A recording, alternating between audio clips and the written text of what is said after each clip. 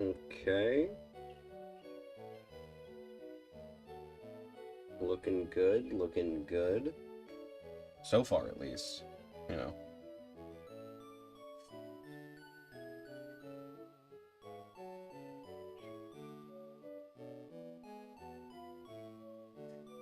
Okay, just move that over here.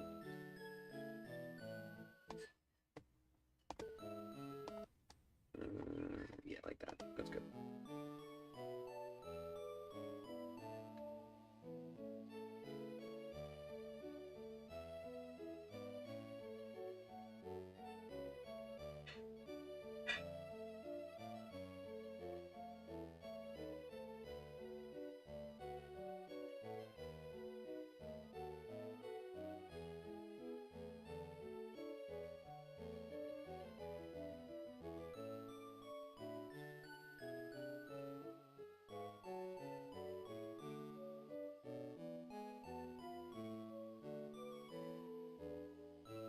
Okie dokie, artichoke. Alright, let's just, hang out for a bit. How's it hanging, everybody? For anyone who will eventually show up. We're gonna wait for a sec while stream, gets going and all that.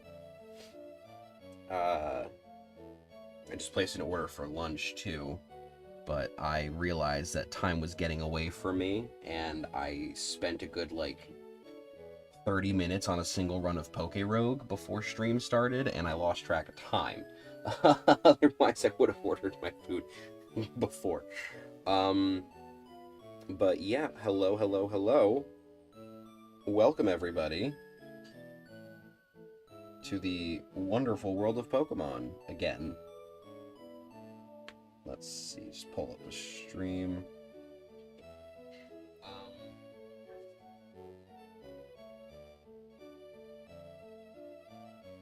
My audio actually sounds pretty okay today.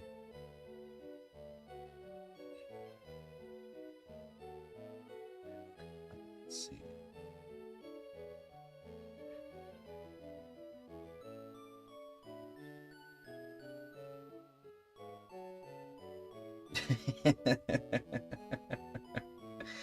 The GIF that I used for the community post was fun.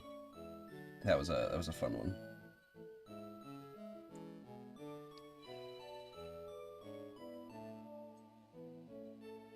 Hello, hello. Paolo H.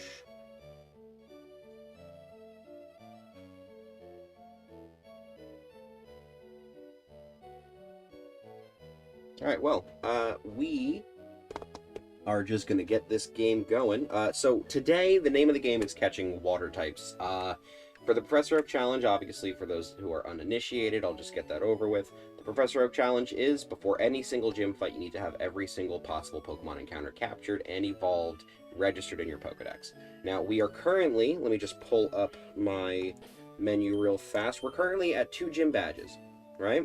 But we also have 71 Pokemon registered, which is a pretty big difference compared to what most people see on their second gym badge. As one can see, we're looking a little filled out, as it were. We're still working on some Pokemon, obviously. We have to catch some encounters today. And as mentioned, the name of the game is going to be Water Type Encounters. I did make an entire custom thumbnail for the whole catching water types today. Unfortunately, the file size was too big, so I had to default to the generic one. I'm probably going to change the thumbnail later once I can actually make it look better. But for now, got the default. So yeah, we're going fishing today, folks. Who doesn't love some good old-fashioned fishing, huh? That's just what we're going to do. We're going to fish. We're going to fish, and we're going to try and get our hands on the Pokemon we need. And right here, we actually have one of the encounters we're looking for, which is Krabby. Fantastic. We are just going to spam Great Balls, because, I mean, I have a level 55 Dragonite as my lead, so clearly that's not going to... It's not going to be smart to use any attacking moves whatsoever. Alright. Now, Krabby, I'm going to name this guy Rangoon. Not because I'm hungry or anything, but that is certainly going to lead towards the naming schemes that I go with. Thankfully, my food is on its way. Which should be here sooner rather than later. Oh, this guy's clearly having some trouble with the navigation of the streets. Whatever. We got Rangoon. Okay, now, there is another encounter that we can get in this water. Am I using... Hang on, I need to check which rod I'm using, actually, before we go any further. I am using the good rod, okay. So what we're very specifically looking for here, there's another one, we were gonna try and make sure we can get our hands on Staryu. That was kind of like my main goal. We'll catch Staryu here, and we'll make our way up. Unfortunately, all these other Pokemon are deciding that they want to show up for me. Which I'm not gonna knock it, but hey, like, not my intention for the start of stream as of current time. So let's see. Horsey nickname. Ooh, I don't know what to name this thing. I'm gonna name you Fettuccine.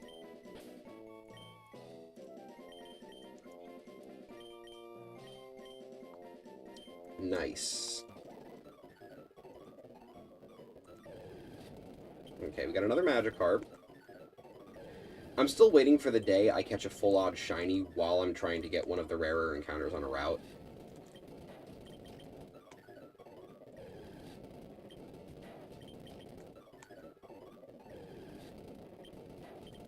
Also, something I'm looking forward to, down the line, I know the set was being worked on. It's been so long. God, what? It's been like almost 2 months since I first saw it, I think. Retro achievement set for Pokemon Fire Red, a ROM hack where you can only use Krabby, and it's called Carcinization. I really want to play that set, just so I can have the funny crab badge on the bottom of my profile. Though, having the Professor Oak Challenge Venusaur is also probably going to be a nice touch. Another Horsey. I'm really hoping to get that Staryu, because we can evolve it right away. Like, once we have it, we're done with Staryu. That's mainly why I wanted to get Staryu, because then I have the Water Stone on hand already. I can just give it to it, evolve it, and then immediately box it. Like, I have no purpose for it.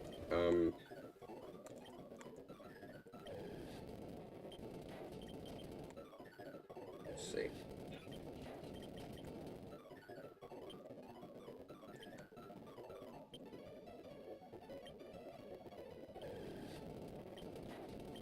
Nope. Do not want to throw any balls at this one.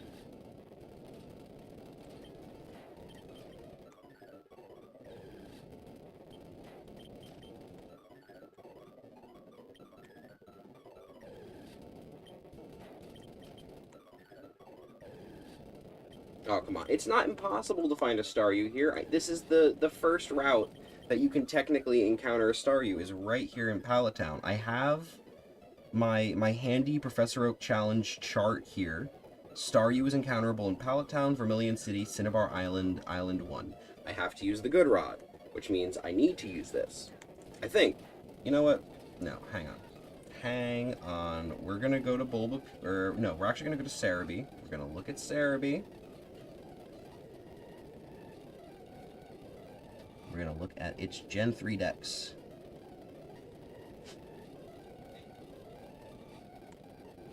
Yeah, I mean, not getting any contradictory information between my spreadsheet and here. But I also don't know its encounter rate. So let's look at Bulbapedia instead, because Bulbapedia might actually have the rates. Which is obnoxious that Cerebi doesn't for some reason. That's the Smogon Pokedex. Game data.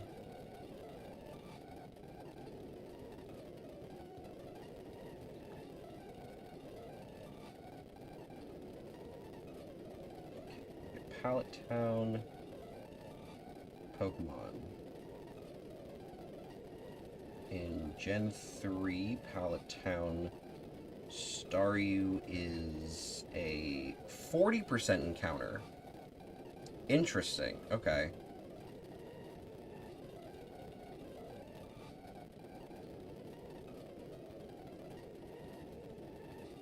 I could also get a 1% Slowpoke here with the Super Rod, but I really don't think that's worth the time. I can find Slowpoke so much easier in the Safari Zone if I really felt like it, so I'm just going to wait until we get back over there to get Slowpoke, and then I can get Goldeen and Seaking from there as well, so I might as well just knock out 2 birds with 1 stone. And then I think the final culmination of today's stream, it's going to be one of two things. It's going to be either me getting Lapras from Silphco, or me getting, what the fuck is it? Lickitung, from the trade, where you trade a Slowbro for a Lickitung in the one in-between route. That's going to be, like, my main focus today, is just anything water-based, really. I want to get all the water encounters, knock them out completely. Lapras, I know I still have to get my hands on.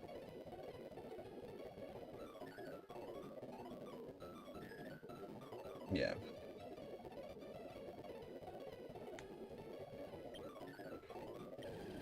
I'm not too worried about getting my hands on Lapras. It's going to be pretty much a cinch to take care of it, simply because of the fact that Lapras does not have, you know, any special requirements to get it. It's not a fishing encounter. You talk to a guy, you get a Lapras. It's that simple.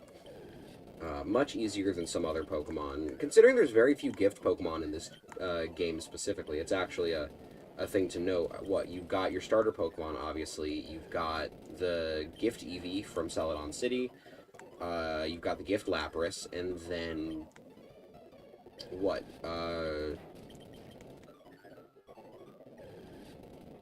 I just had it in my head too, and it's completely left my brain.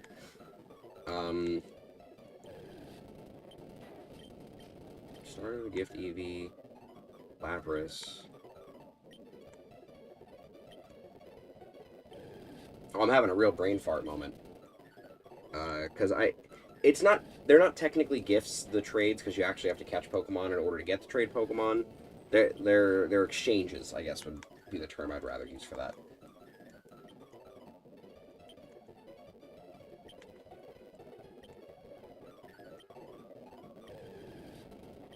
Oh man, this...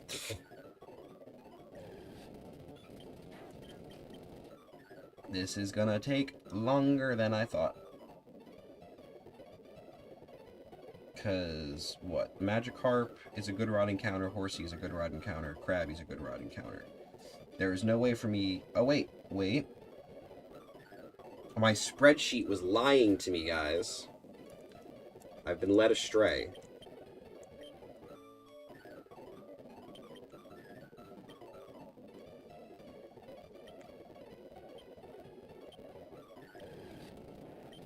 Well, I don't need you. As cool as you are to see, Gyarados. Yeah, that's kind of dumb. My spreadsheet explicitly says that I need a good rod to catch Krabby, but as I'm looking at Bulbapedia, it's telling me that I need a super rod to... Or not Krabby, excuse me, Staryu. So I need a super rod for Staryu, but the spreadsheet tells me I need a good rod for Staryu. So we're going to find out which is which here in a second.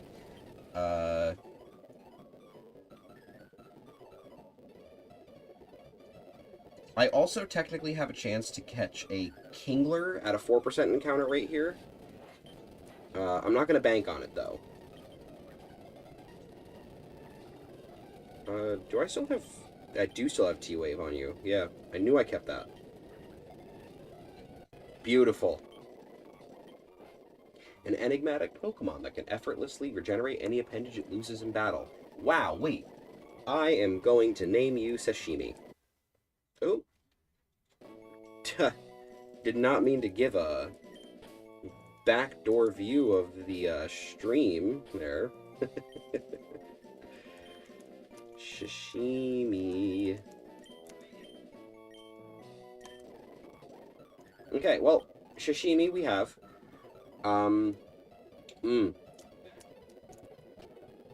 Thankfully, this is the generation where you still have a PC in your bedroom, huh? Oh, wait, but you can only get item storage. That's stupid. Alright, let's talk to my mom.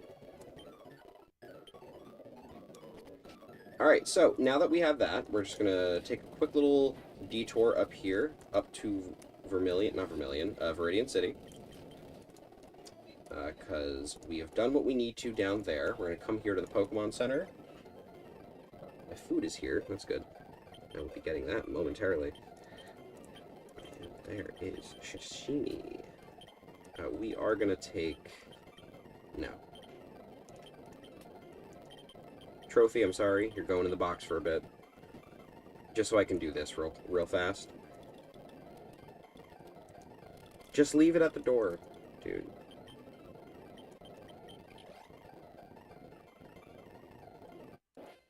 Alright, well, I'm gonna let this bask for a moment while I go and grab my food.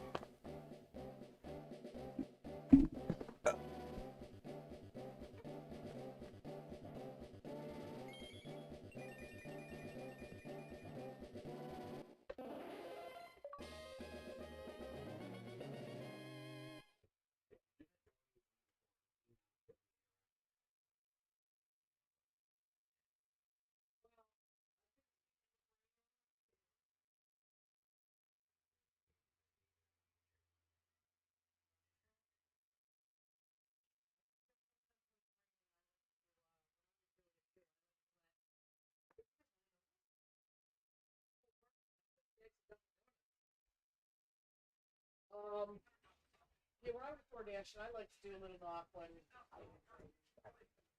It's obnoxious. If I wanted to interact with the driver, I'd say meet at door.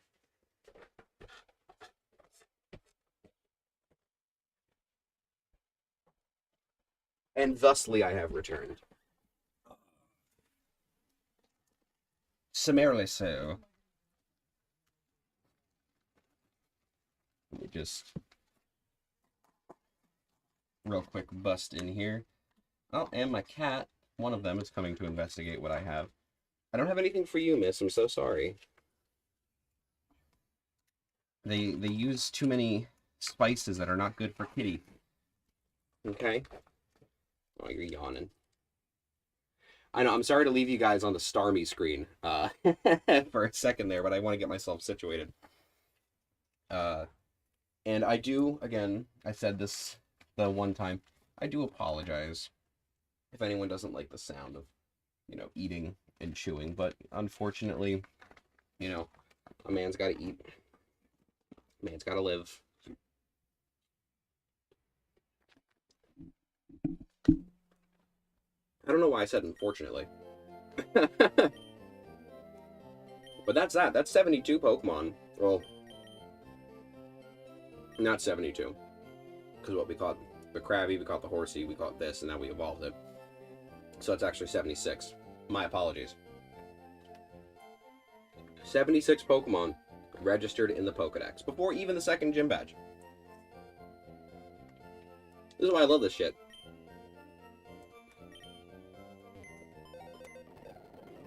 Okay.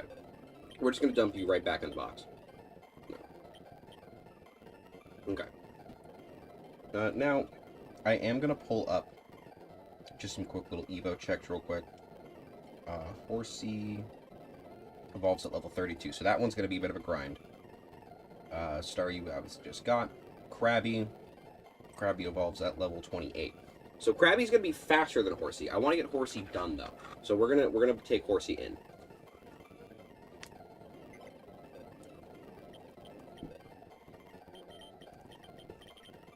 Okay.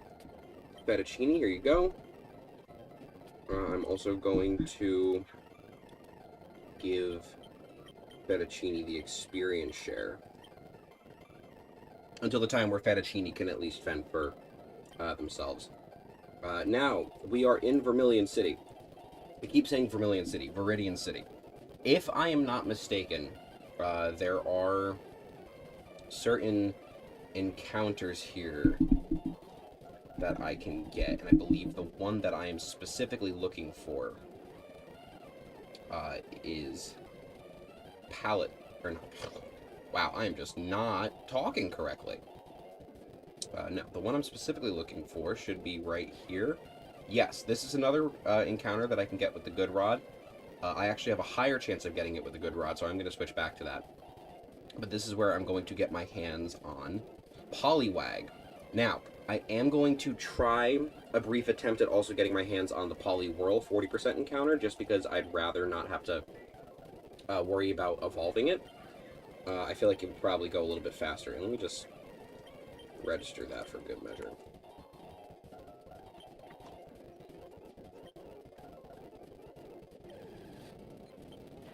Beautiful. Just like that. I love when it works so simply in my favor. Okay. I'm gonna name you Totals. As you can tell, I'm no longer thinking about food now that I have the food. So I'm not gonna have a food naming scheme. That's great. Now we're just gonna switch to the Super Rod. And we're just gonna try for it. You have the same encounter rate as a Poliwhirl.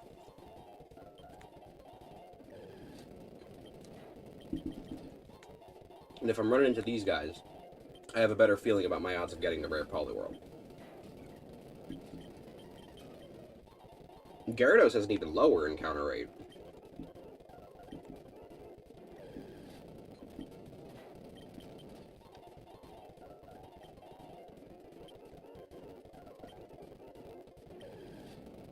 There we are. You sneaky son of a bitch.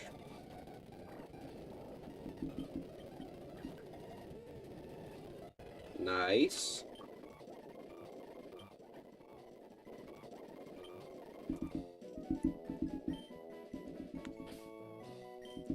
I'm gonna name it after one of the worst obnoxious Isaac bosses. Not because it's hard, because it's annoying. Binding of Isaac, for any of the uninitiated, just to clarify. Real quick, we are gonna take Fistula, dig through the ditches and burn through the witches and slam in the back of my Fistula. And we're gonna use our other Water Stone and take care of this as well. Those are 2 big point achievements for me. The non-final stage Evos don't have points, unfortunately. So thankfully we're getting at least something here.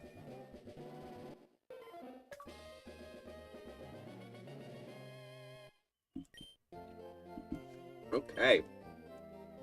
See, we're doing so good. We have the entire Poliwhirl, or Poliwag line, sans Politoed, which we cannot get in this game.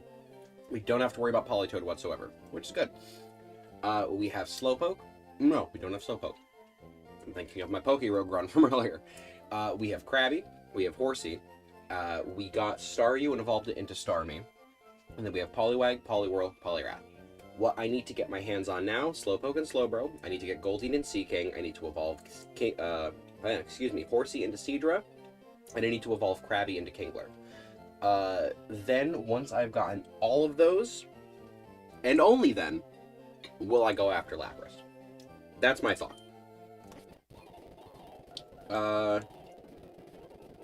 So, what better to do than to, take a little trip, right? Because, despite having access to the move Fly, we ourselves cannot use Fly, which is unfortunate, but that kind of comes with the territory of only having 2 gym badges, despite having a level 55 Dragonite. Ooh, Dugtrio. I did go out of my way to get the Dugtrio encounter in here, just to speed up the process. Because it would have been faster to catch it than it would be to evolve it, at least in my opinion. Vermilion City, I'm going to want... Excuse me. Fuchsia is to the west of Celadon, so we'll come up in through Saffron.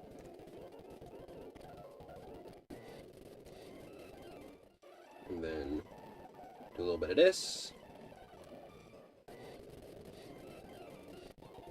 And then we just go south down Cycling Road.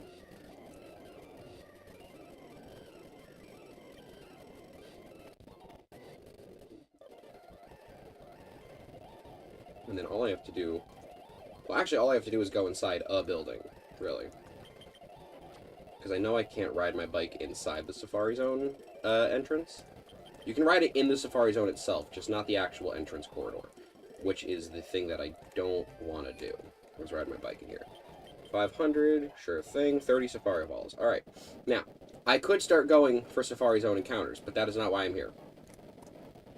As much as I would like to. But fuck it, we're here. If we encounter something, we encounter something. I'm not gonna fight it, you know?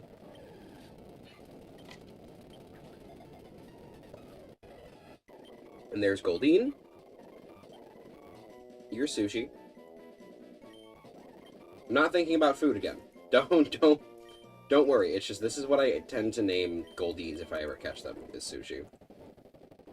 Because I had one many moons ago, back when I was but a wee lad.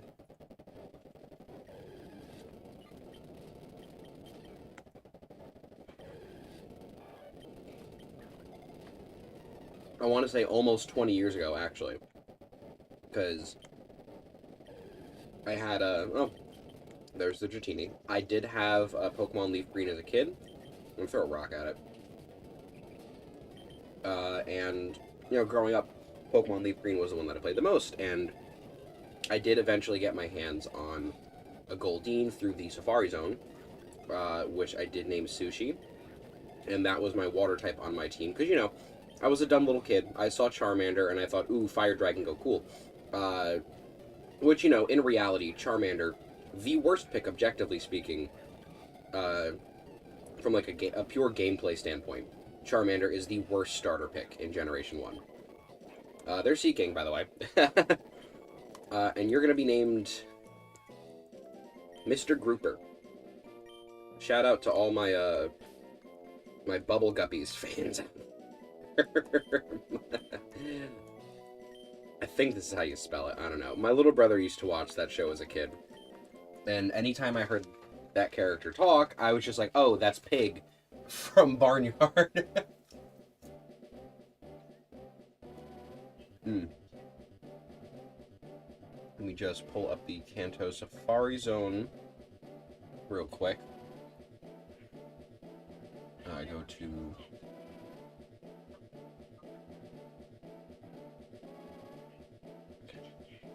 This is... Is that the Gen 3 selection, or is that the Gen... This is Gen 3. Alright, so we're in... We're not in the center area, we're in Area 1 East. Slowpoke has a 4% encounter rate with the Super Rod. So we're just gonna keep going with a Super Rod here. It is our only option, I think. Pre-surf, because Slowpoke you have a better chance finding via surf versus using the rods here. Oh, well.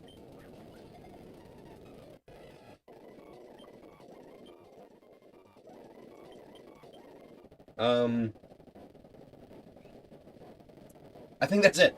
I think we got it. Well, that's funny. Might as well just go around and get what I can get while I'm in here.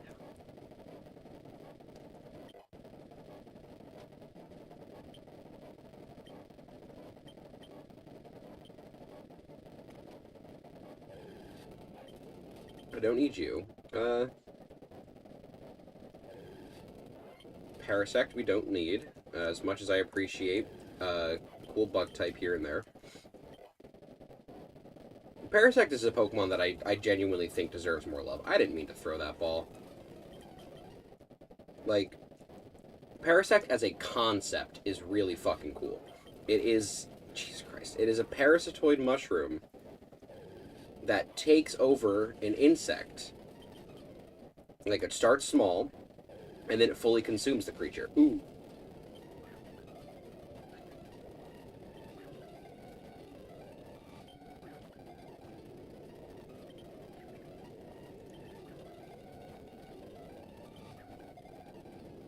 Nice! Oh shit, I was not expecting to get the Kangaskhan this early. That's lucky.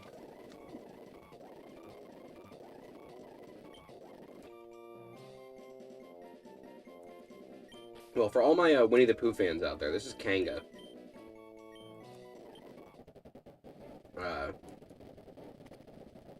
Okay.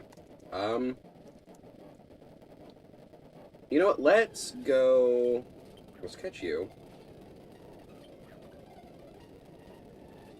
Because Yeah, now I can evolve you right away. You're Benedict.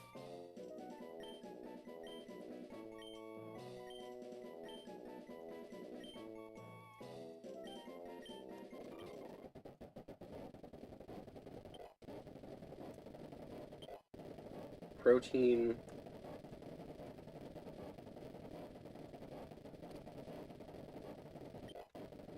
And I got the gold teeth. Okay. I needed to get that, so that way I can go down here,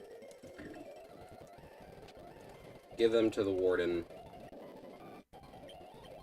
Now I get the HM for strength. Now, I can't use it right away, which is a shame. But that is okay, because what strength does give us access to is a really decently base power, or a decently reliable, high base power normal type physical move. Well, just normal type move. Gen 3 mechanics, there's no physical special split yet. But for any Pokemon that might, you know, rely heavily on things like normal stab, especially a Pokemon like Kangaskhan, who's a bulky physical attacker, geez Louise. A bulky physical attacker like Kangaskhan could really take advantage of a move like Surf. Gives them a more reliable stab option than something like, say, Stomp or Tackle. Here we have everyone's favorite stupid palm tree Executor.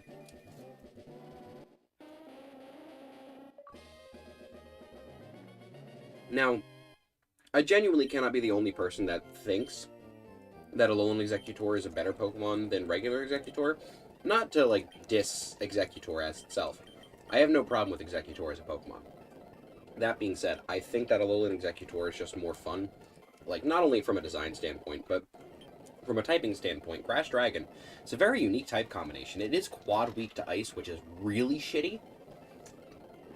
And it loses the neutrality, or not neutrality, it loses the not very effectiveness that Dragon types get over Fire types in exchange for a neutral damage, which not fantastic, I'm gonna be honest. But it genuinely could be worse. There are worse type combinations out there.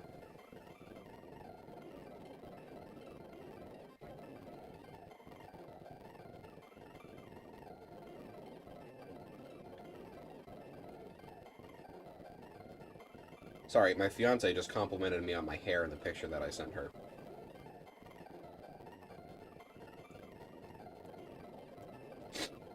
Okay. What's next?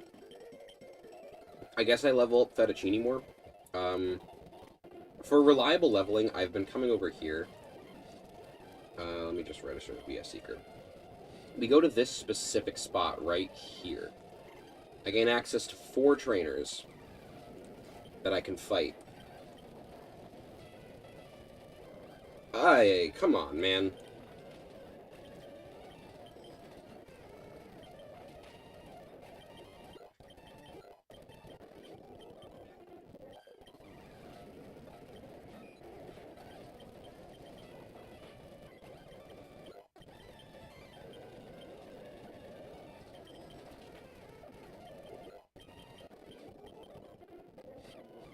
Okay. Uh-huh.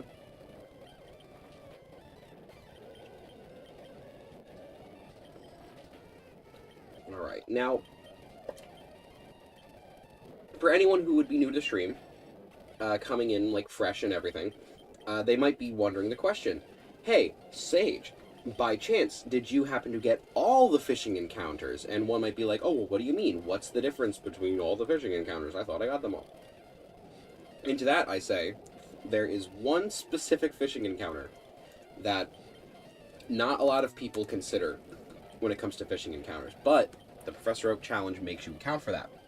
And that is the 1% chance to catch a Grimer in the small body of water in Celadon City. In Pokemon Fire Red, it's coughing, but it's supposed to be like a little, like, oh, like the lake in front of this guy's house is very polluted, or the little pond in front of this guy's house is polluted. You can surf across the water just fine. When you surf on it, you just get Magikarps. But when you fish, using specifically the Super Rod, you have a 1% chance of getting your hands on the ever-so-elusive Grimer. Now, people might be thinking, oh, well, I mean, Grimer's not like a super rare Pokemon. You can just find a bunch of them later in the game. Yes. But I can't wait until that time to get Grimer. I literally have no choice but to get the 1% fishing encounter and sell it on for Grimer. Bit of a pain in the ass, but hey. I'm not going to complain, because that means that I get to experience this game in ways that I never have before. I've never caught Grimer out of that lake before. Up until a few years ago, I didn't even know that was a thing. So, you know, having an excuse to say, like, hey, I've done this very arbitrary, kind of unimportant mechanic in this game. Like, I've done something you don't have to do.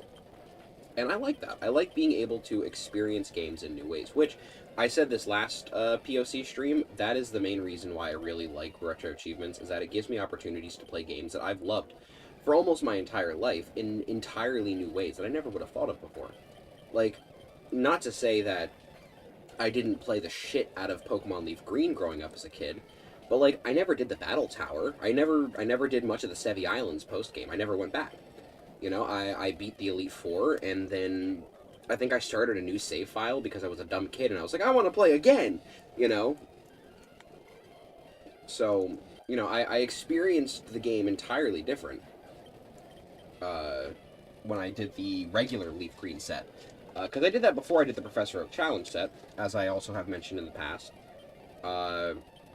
And the Leaf Green set itself it's supposed to be easier than the Fire Red set, from my general understanding. It has a few achievements that aren't as arbitrary.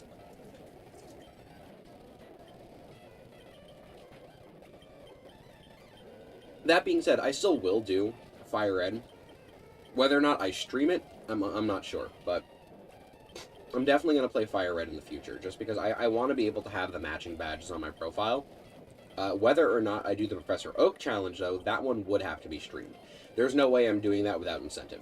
Because that Professor Oak Challenge is much, much more than this one. This one, it does not require anything that you have to get post-Badge 8.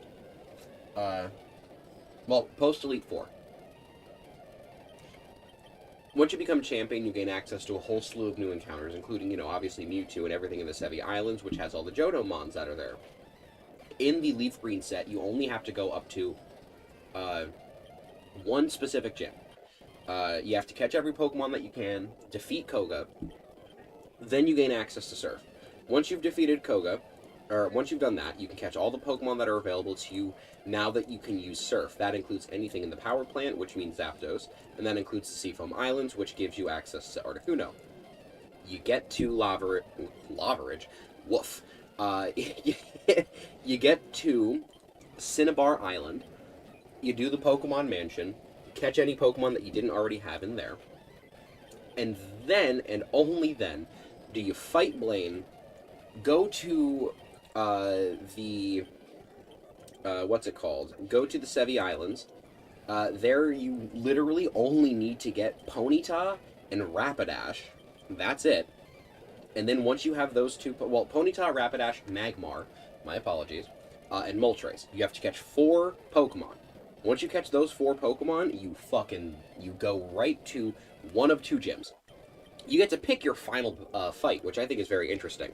And just for the sake of showing off how silly it is, I'm going to go with the funny route of fighting Lieutenant Surge as my final accomplishment for this game. And I'm going to absolutely stonewall him. Like, it's not even going to be funny. I might even go in with a Pokemon that has weakness against him, just to prove how silly this challenge is. Because, like, inherently speaking, the Professor Oak Challenge is a silly thing. You know, you're rocking up to Brock with a level 32 Venusaur. He's not ready for that. No first gym leader is ready for some kid who just started his journey to rock up on him with a fully evolved starter. Nope. That is not how this works. If this were a randomizer, that still would be surprising. Excuse me. But yeah, it's probably my favorite part about this is how silly the fights themselves get. Like, I've trivialized every single trainer fight and boss type fight that I've had. Giovanni was a joke. Every rival fight's a joke. Every gym leader's going to be a joke. I mean, doubly so with my fucking Dragonite.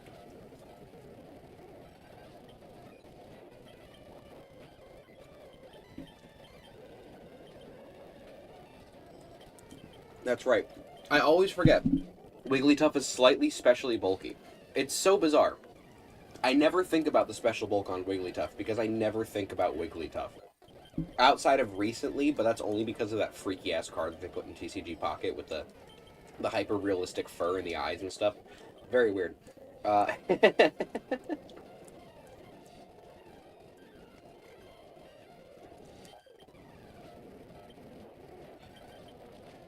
Now, I wish that the more you fought some of these trainers, the better their Pokemon rematches could be. Like, I wish there was...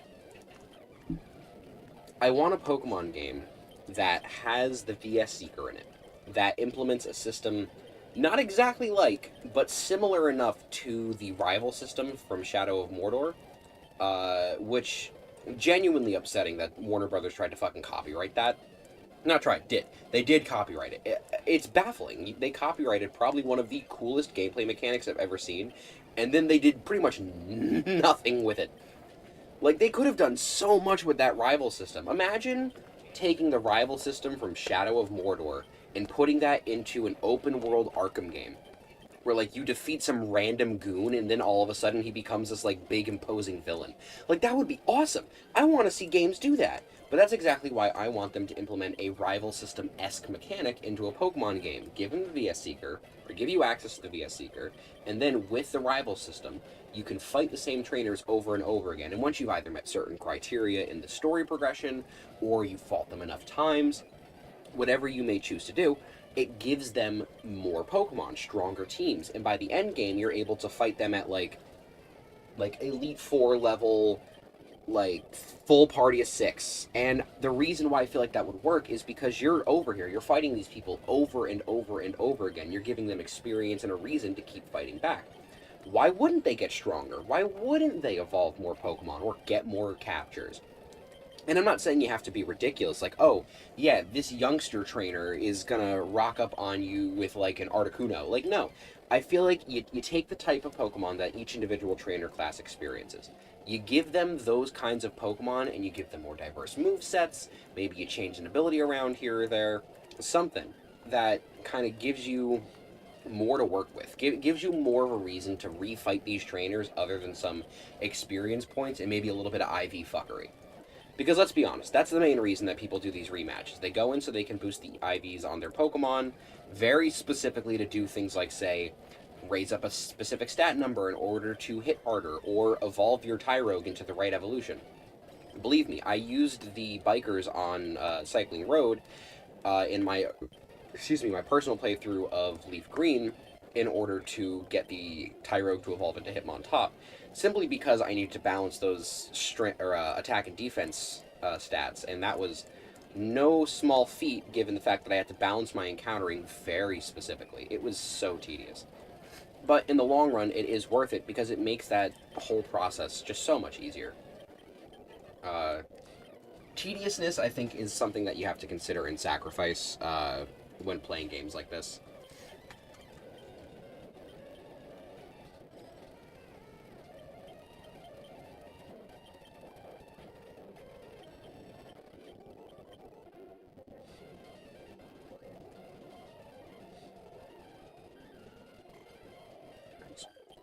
I like it when I get 3 of them. I would rather get all 4 at once, but hey, beggars cannot be choosers. I am literally just fighting the same people over and over again. Also, the implication that they just have an endless supply of both money and like revives and stuff, pretty cool. And we're almost done with Fettuccine, which is cool. Oh, Sketty! Sketty's gotta wake up. Thank you. I'm not doing this shit with you, buddy. We're almost done with this horsey. Wow, we've been streaming for 44 minutes. Well, now I'm definitely not going for Slam. Minimize. Get out of here with that. Okay, let's just take a look. Fettuccine is level 30. Fettuccine has a little bit left to level 31, so we're almost done with this horsey grind. That being the most tedious grind that we have to worry about, as far as I can recall. I might be wrong on that front. I am going to see Oh. Oh, I was very wrong. I was very, very, very wrong. But, at the same time, I don't think... maybe I wasn't. Maybe I was not very wrong. I thought about it, and I remembered that Slowpoke doesn't evolve into Slowbro until level 37, which was a bit worrisome to consider. But then I remembered that I caught Slowpoke at level 25, which it does make it a bit better than, say, a level 9 Horsey to a level 32 Seadra. This way I only have to go up 12 levels, which shouldn't be too bad. I am going to go and heal Sketty real quick, just because I want to make sure that I have all the power points I need to keep the grind going. I think the grind was the friends we made along the way, buddy. I genuinely think so. But the grind is worth it. The grind is worth it because we are getting Chivos left and right today. I am kind of on a bit of a roll. And we're gonna keep that roll going. This roll is this is not slowing down anytime soon. In fact, let me see how many achievements I have actually unlocked since start of stream. I am curious. I did get 11 points, which is cool. I got 1, 2, 3, 4, 5, 6, 7, 8, 9, 10, 11, 12, 13. I got 13 achievements since start of stream. We've been streaming for less than an hour, and we have 13 achievements.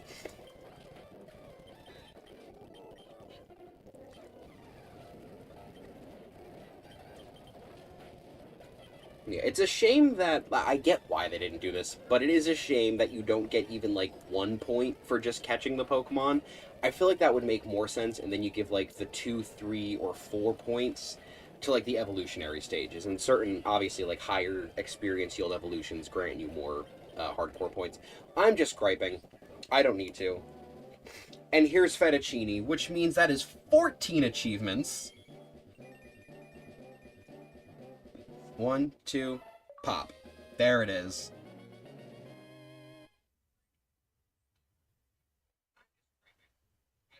And that is also going to update my points total as well, which is cool. Alright, cool. Cool. Now, we've gotten that one out of the way. Let's get Fettuccine back into the PC. We are going to take that back, though.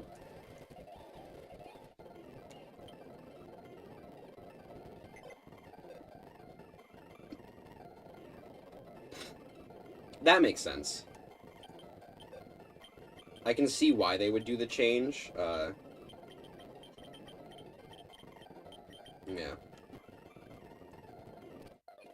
See, speaking of revisions to sets, I mentioned this earlier very briefly, and then I mentioned it in my community post, but there was a set revision for one of the Mario's early days, the preschool one, and it made it like 10 times simpler, so I've decided that that is going to be the next garbage bin stream, which will, in fact, be this Friday. So, we have that to look forward to. The garbage bin is back. The lid is being taken off. We are taking out the trash this week. It's happening. Oh my god, I'm so dumb. I forgot to give him the experience share. Oh, I'm so upset I did that. I just fought 2 trainers.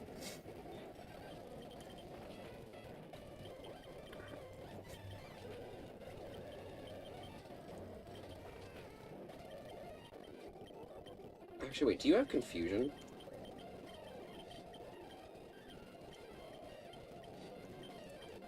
Oh, you do, wait. The burnout has been getting worse, has it? What, with the playtesting, or just you grinding? Because I have managed to keep hold on my burnout, I think, which I think I'm doing pretty good on that front. Hurt by the poison.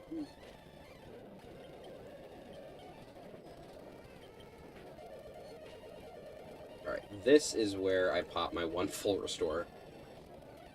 Oh, smokescreen, you blow.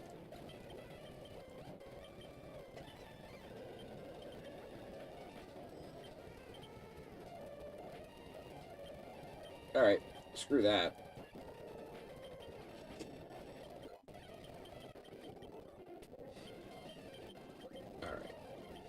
I finally got gifted Minecraft, but between RA gaming, playtesting, studying, and wanting to get somewhat back at Minecraft is pretty overwhelming. Now I'm not doing anything. I get it. I get it. I have noticed that there's been a bit of a lack of you on the leaderboard on my profile. So I was wondering about that. I figured you were probably just taking a break. Burnout gets to everybody, and it's best to manage your time.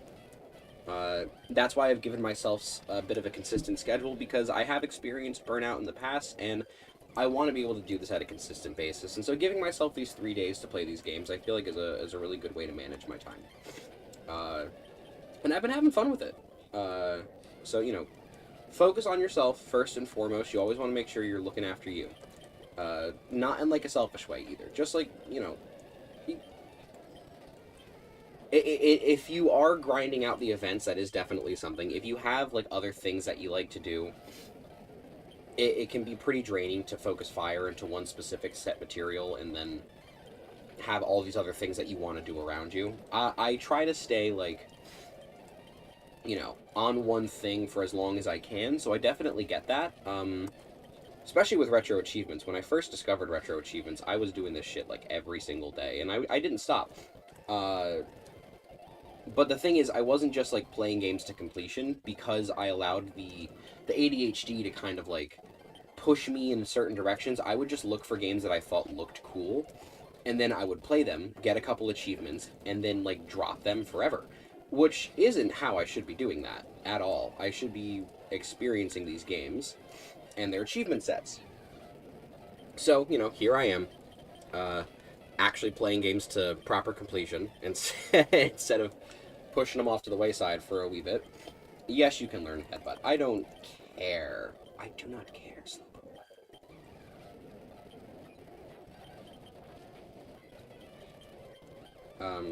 But yeah, no, it's important to manage the way that you handle things and the speed at which you handle things. Like, for instance, I am playing, like, a bajillion different games at once right now. I started playing Poke Rogue, which, you know, if you're unfamiliar, fun as hell. Love me a roguelike, and I love me Pokemon. Slap the two together, you got me happy. So I've been playing Poke Rogue the last couple of days. I recently got Epic Mickey rebrushed for my birthday, which I've played that a little bit on and off. I need to get back on it at some point. My fiance and we both re-downloaded Animal Crossing New Horizons on the Switch. So that way, well, she wanted to play with her friends, but I figured it would be fun for us to play together, because we don't really have games that we can play together. The last game we did together, we beat It Takes Two together, which that was a fun experience. I definitely want to do that again, and maybe see if we can play Split Fiction one day. I do want better hardware for that, though. And then, yeah, and I wanted to be able to play with her, so, you know, I re-downloaded Animal Crossing, started up a whole new island, got that jive going. And then I'm playing Digimon Cyber Sleuth, following a 100% completion guide for that one. Just because, you know, feel like it. Started playing Devil May Cry, pulled that off my backlog just so I could try it out. What else have I been doing? I still do my daily runs on Isaac every single day. I'm trying to stay consistent with that. You know, I want to make sure I'm hitting my dailies, because if I get 7 in a row, I get something. And if I complete 30 days of dailies, I also get something. So I have to do them regardless. They don't have to be 30 days in a row, but there has to be 30 wins. This one's more of the, I'm not, like, ashamed to say this, because obviously I shouldn't be ashamed. I'm playing a game and I like it. But it is the less, like, the one that people probably wouldn't expect out of me. I've been playing a lot of Fortnite lately, because of the fact that Star Wars season came out, and they released Darth Jar Jar, and I'm sorry, that's just silly.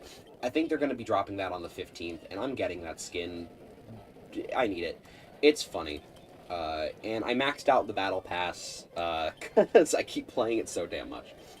I do quite like Fortnite as a game, regardless of how people feel about it, and I feel like this is the important distinction I need to make. Fortnite is not a bad game. Fortnite is surrounded by a pretty cringe-ass community of children, but that's to be expected in a game that's, you know, accessible to literally anybody. It's free. You can just play it. So of course kids are going to play it. But I think Fortnite is genuinely great, because it is like Smash Brothers, but on somehow a much grander scale than I ever would have expected. Like, Smash Brothers is, quote unquote, the biggest crossover in gaming history, but it really isn't. When you take into account what Fortnite has, because Fortnite doesn't just have video games crossing over, blah, with other video games. You've got movies, you've got TV shows, you've got comic books, you've got real life people like NBA players and football players. Like, Fortnite does what Smash Brothers claims to do, which is bring together the entire, like, world of video gaming on a scale far grander. And this is not to say I'm diminishing what Smash Brothers does, but I feel like people diminish what Fortnite does because, cringe. So yeah, I play a lot of Fortnite. It's fun.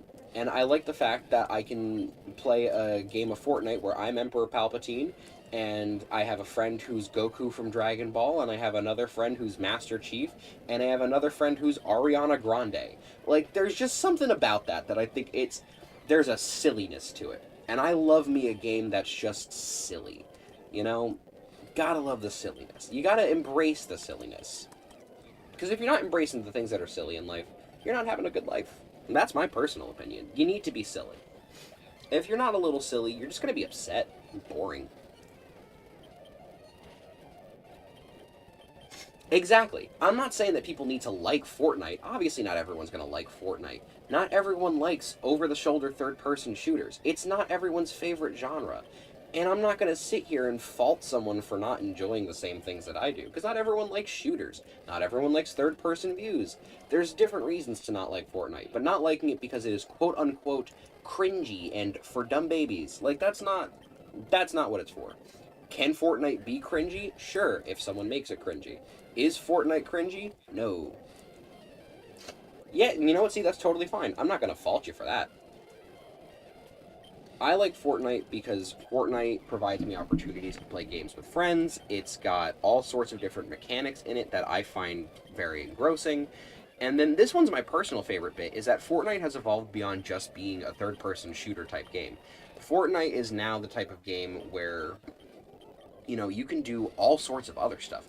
Fortnite has kind of turned into, if you gave that first-person shooter element, or that shooter element, and you took all of that stuff, all of these crossovers and all these crazy things, and then on top of that, and this is the kicker right here, on top of all of that, you turned it into Roblox. Like, oy vey. Man, we are just splitting this shit 7 million ways, aren't we?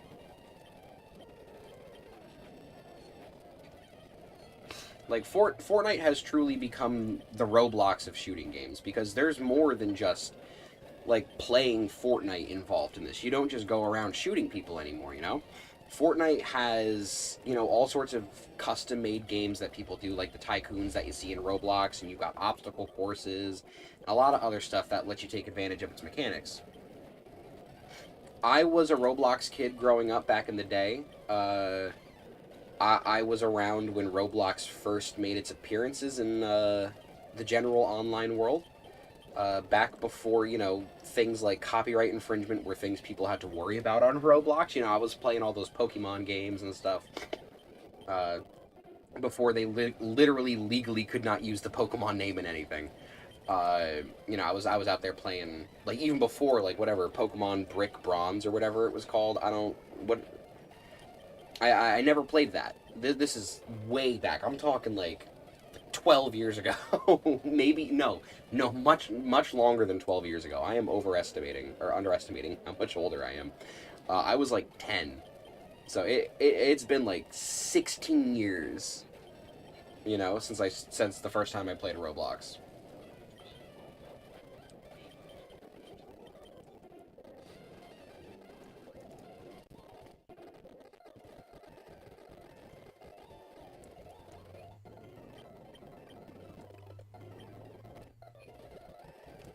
Yeah, I don't play Roblox anymore. I did, like, check in here and there. When the Sonic Speed Simulator came out, I did check it out again just because, like, I'm a big fan of Sonic the Hedgehog, so I wanted to see what that was all about. I thought it was fun for what it was. And I think that Roblox does have, like, a lot of potential as a game. See, I don't think Roblox is dead. I just think it's not as, like, prevalent anymore, because I still, like, kids still talk about Roblox all the time. My fiance's little cousin is obsessed with the stuff. And, like, I know it's still, like, going.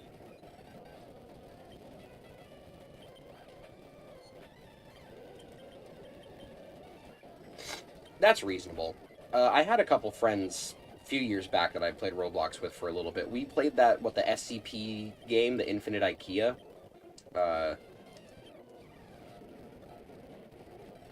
Well, I mean, in Roblox's defense, it was always targeted towards kids. It was never not targeted towards kids.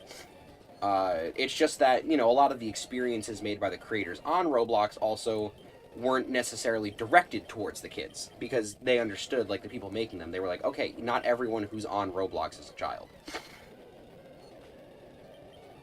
I do like the Blocks Fruit. I played that for it, the One Piece game. I thought that was pretty neat. I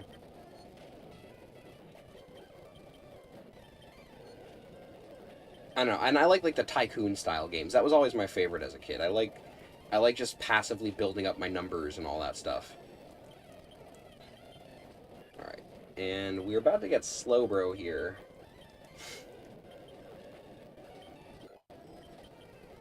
Beautiful. B-E-A-Beautiful.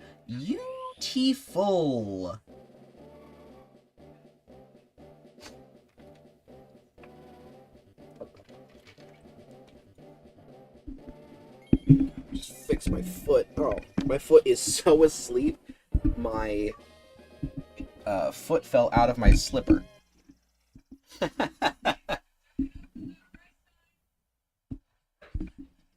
That's funny.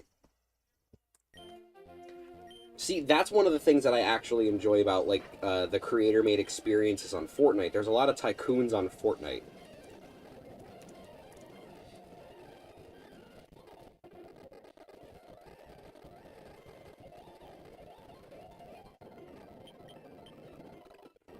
Video game tycoon supremacy. See, you say video game tycoon, and I think of game dev tycoon from, Oh, wait, I don't want to do that. Wait, that's right. I almost forgot. We're not going to put Slowbro in the box. No, no, no. In fact, we're going to go upstairs real quick. Hey there, friend. Of course, I would love to trade you a Slowbro. Oh. And there goes my experience share.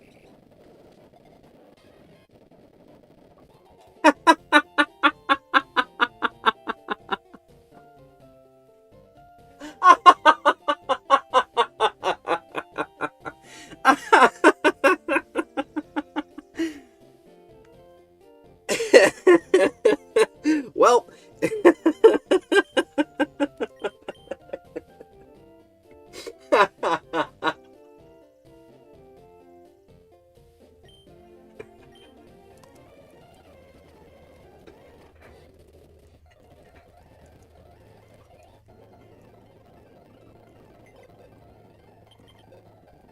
that's a shame. What are you gonna do? You know? We just have one more water encounter. I can't believe I just did that. We have one more water encounter to do. Now we go back to the tried and true method that we did before we had access to the experience share. Switch training!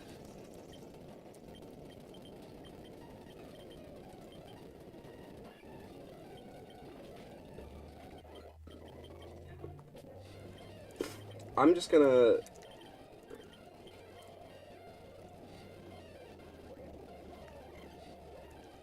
Oh, boy.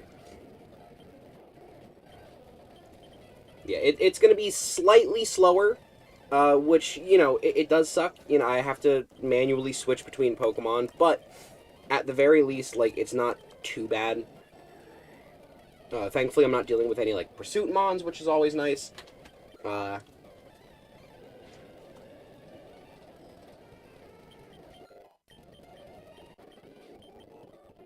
And thankfully, we're dealing with a couple Pokemon in these fights that are decently high experience yield as well.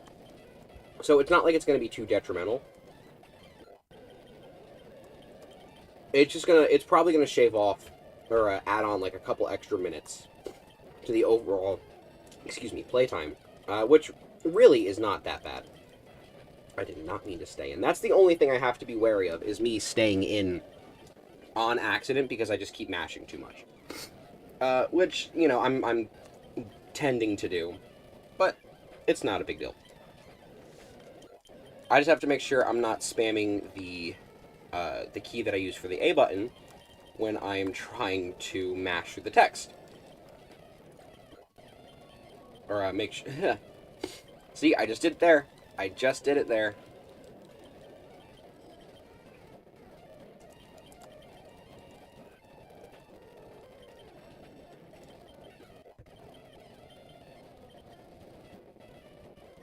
Okay, this time we're going to move to Sketty. Sketty's going to take care of this one because our Pidgeot is not looking too hot.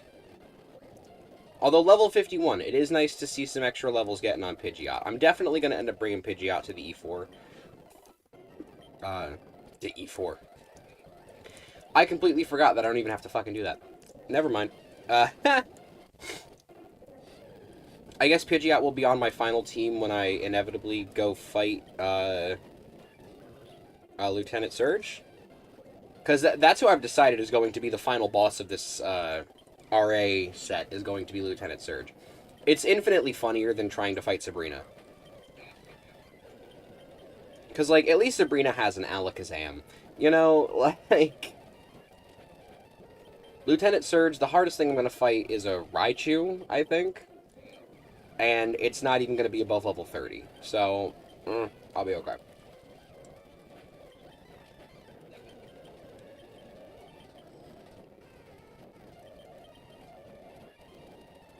Oy vey.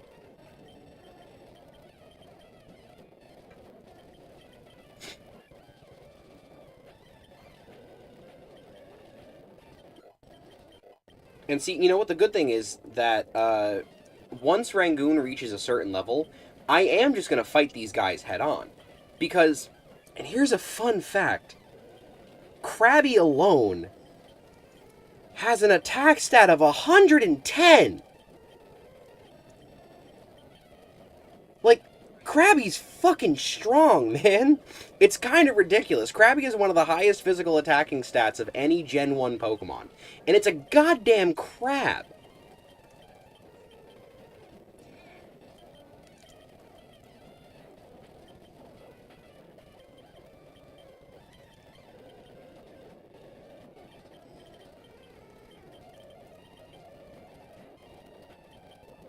Krabby does demolish. That's why I'm looking forward to the Carcinization set whenever that one actually comes out. I don't know what's going on with that one. I should actually... You know what? I'm going to go heal real quick. And then we are going to look at my want to play, because that set is not out yet, but it is my want to play selection. So, hopefully...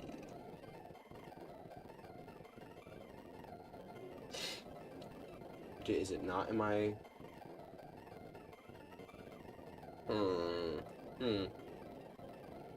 Liquid Crystal goes over Fire and Leaf Green. There's Carcinization. Yeah, Subliminal Siren has the set being worked on right now. Oh. Subliminal Siren has not touched this game since March 20th, it seems.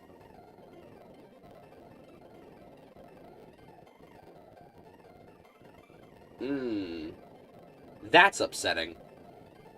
I really hope that that doesn't remain consistent, because I am very much looking forward to that set, and I also would very much hope for it to come out, and considering that Subliminal Siren literally hasn't touched it since 2 months ago almost, I'm a little worried, because that might mean that the set's going to get dropped, because they have until June 19th, that's when their claim is up.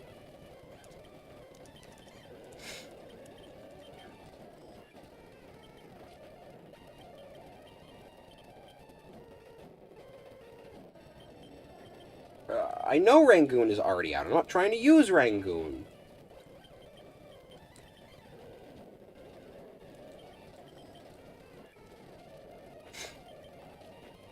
See, it is genuinely a shame that I cannot take advantage of my water stab to take Krabby to the absolute maximum in this game, considering that water is still a special type in this generation, and therefore Krabby cannot use his physical attacking stat with stab whatsoever.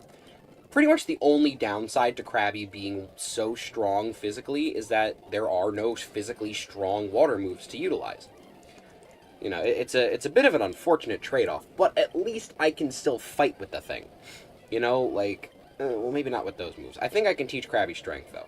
I can get around that.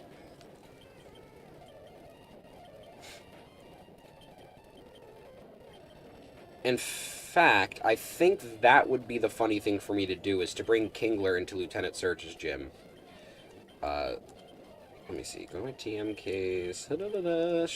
Strength. Yes, Krabby can learn Strength. We're going to get rid of Ice Grip. 55 power normal move versus an 80 power normal move. Krabby is very strong.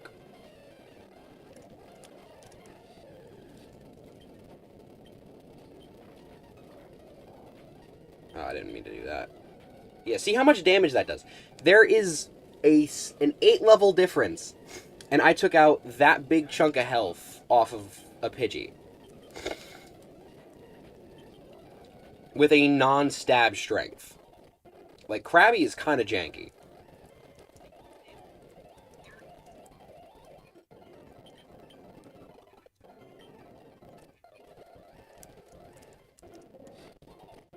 Let's see.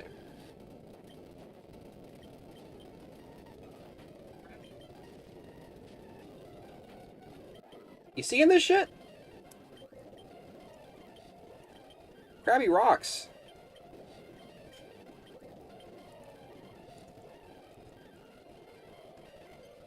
You know, it's definitely decided. Krabby's going to be my Lieutenant Surge Pokemon. It's going to be so funny when it actually happens. Ugh! Stop poisoning me. For the love of God.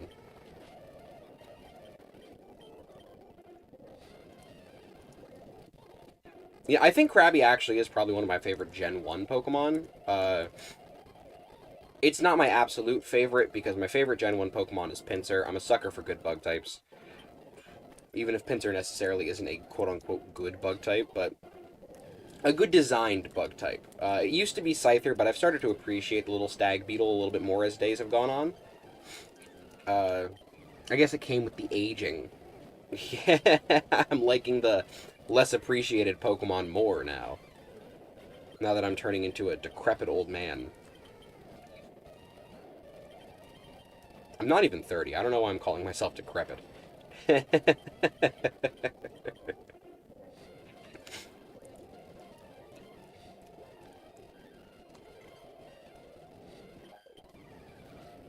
Pinsir is a cute little friend, isn't he? I like Pinsir. Stop with the powders! Oh my god! Let me fight you, coward!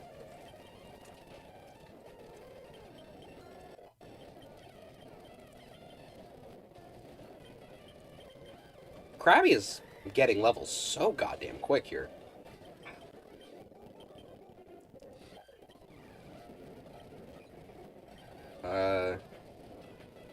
You know, it's not worth staying in on that.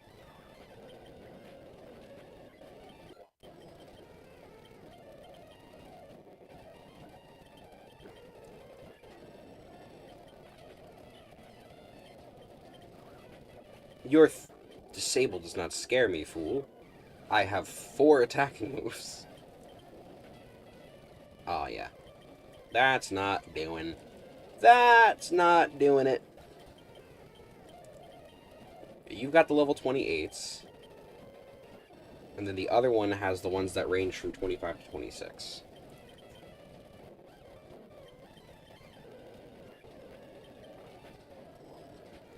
I was talking about this before, but I want to touch on it again just for a quick second, but I really want them to make a rivalry system like they had in Shadow of Mordor for this stuff. Imagine going back to fight trainers you fought at the beginning of the game and they have a full team of 6 now. That would be so much cooler than just, like, a couple Pokemon from the exact same evolutionary line you already used before, but, like, at a slightly higher level. You know, there's so much they could be doing with the VS Seeker, and they're just not. And it disappoints me a little bit. Though, to be fair, I'm used to Game Freak disappointing me. I swear, oh my god. Me and Pokemon have had a long-standing abusive relationship for the last 20 years.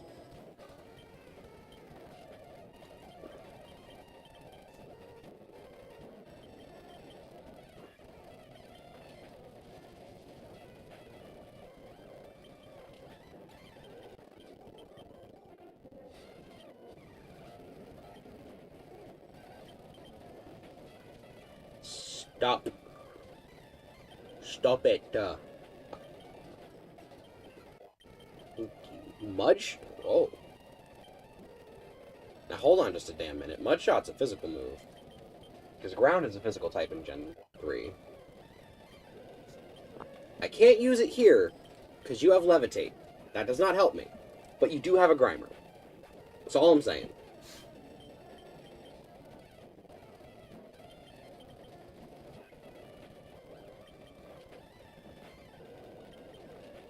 I like how this thing is still surviving on red HP with wing attack from this level 52 Pidgey. Or Pidgeot. I guess that, I mean, props to Weezing's physical bulk, I suppose? Oh, this is gonna miss. It didn't miss! I'm not risking missing... Oh! Fuck you. That's some bullshit.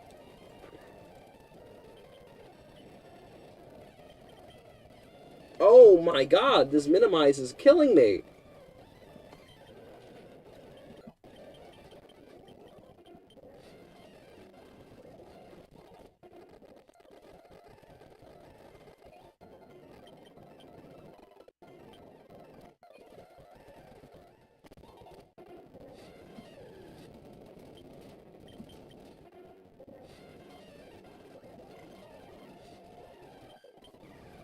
We've only been streaming for an hour and 17 minutes. We're doing really good today, I think.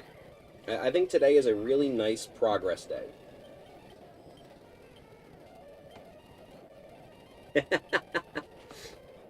Listen, you gotta get used to that. That's part of the game. You're kidding me? Like I just said, I've been playing Pokemon for the better part of the last 20 years. I can't say I've seen it all, but I've certainly seen a lot.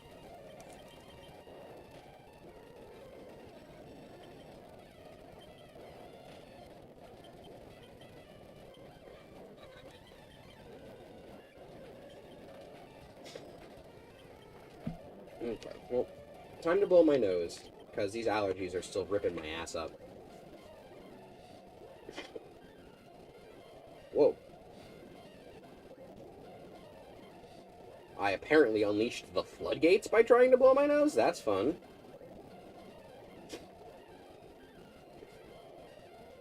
.2 seconds into blowing my nose.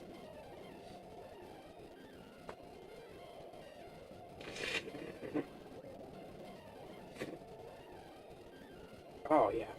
That's appealing.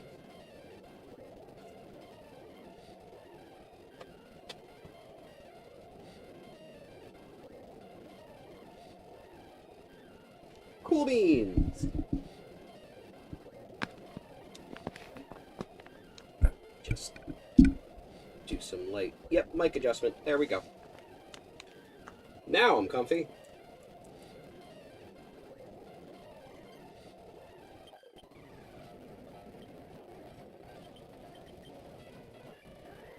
Right. Rangoon's almost at level 25. There's the level 25. So we're close. We are close to that final Evo for Kingler, which means we can actually do what I wanted to do for stream, which is go through the what's it, the Silphco building and get our Lapras encounter. In fact, why wait?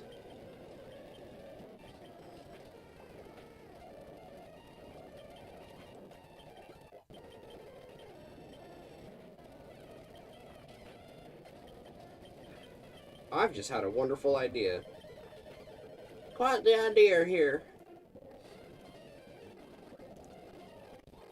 Pidgeot's gonna faint before we get to the center. No! Lucky me. Okay. See, what we're gonna do is this.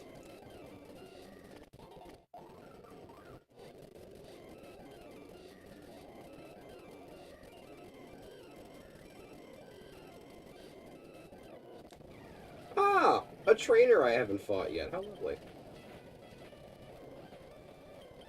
Oh, wow. I think you did not have Pursuit. I feel like Mankey can learn it, though.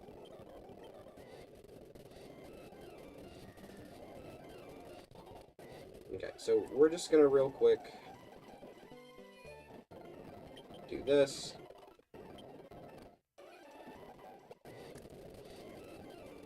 Because, see, I just want to get to the end of this before I want to evolve the Pokemon before I end up getting Lapras. But who said I have to wait until I've finished evolving the Pokemon to go into the building? You know, like that's a bit of an arbitrary restriction I've set for myself.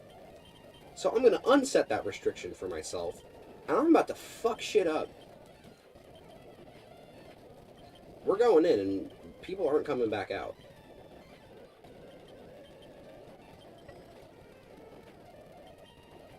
I mean, I am going to get to the end of, Oh, don't worry. I found one before. It does, in fact, have 9 of the eyes filled in, so I'm good. Ooh. Finally, my water stab is still useless. Oh, Bubble is such a bad move.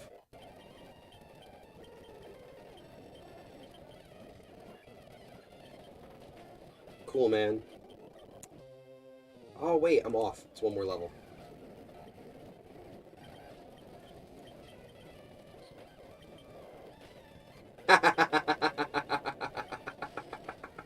Oh, damn it.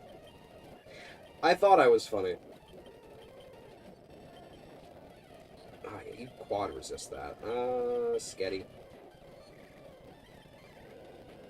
Sketty. Stop it. Thank you. Do I have any revives? No, I have to leave. That's a shame. I know, I went gambling and I got an aw dang it moment. That's what I get. God, there's such a nice breeze coming into the window right now. It just rained like an hour ago. Not, well, I guess not an hour ago, like an hour and a half, 2 hours ago. And it made it feel so nice outside. Oh my god. I'm a sucker for how a rainy day feels versus how it physically feels on me. I do have a bit of a mild sensory issue with water, specifically cold water, and the rain, very much so. I'm going to stay in for that. We're going to switch to Sketty. And we're going to water pulse the shit out of it.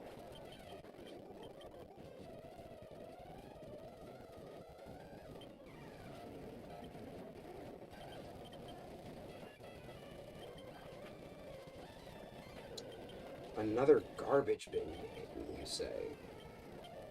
Super Mario: The Last GBA Quest. Well, while I look into that, we're gonna let our Carsonized friend reach full Carsonization, for Gen 3 standards at least. Because if we're going by Gen 8 standards, then, you know, we've got G-Max Kingler to worry about. Good luck finding the end portal there. Let's see. Water's Edge Habitat. We got an extra achievement. I didn't even plan for that to happen. That's so good. Okay. Okay. Super Mario.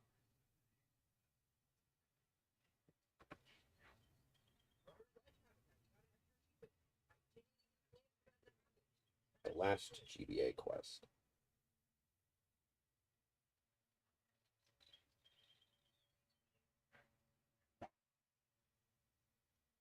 Oh, you know what? This is already on my want to play.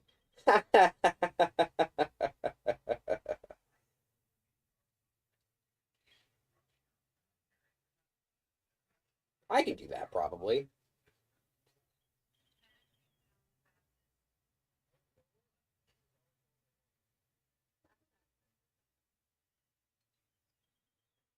Uh...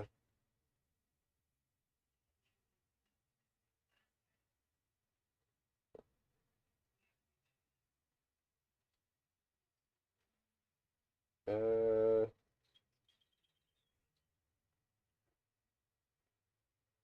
A lot of people are complaining about it.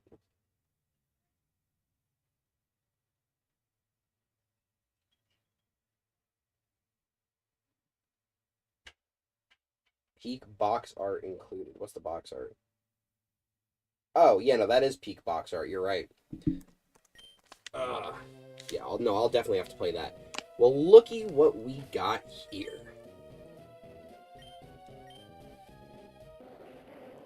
A nice big crab with hyper cutter. His attack cannot be lowered, and he hits too damn hard. Oh boy. Alright, well, because we've done that, we are going to move Orphan up to the front of the party. And Orphan is going to help us get revenge on Team Rocket while we're here. Can't sleep in any of these beds. That's okay. We've been to here.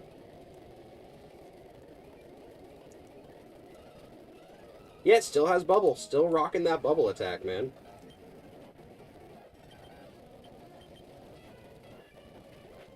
Your Hyper Fang scares me not, creature.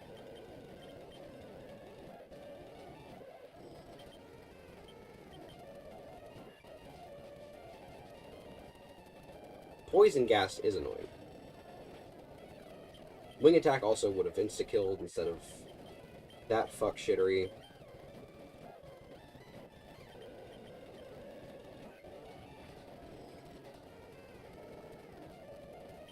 When does Cubone evolve again?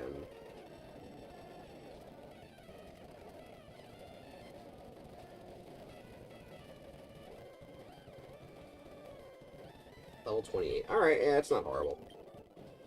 We're gonna leave real quick.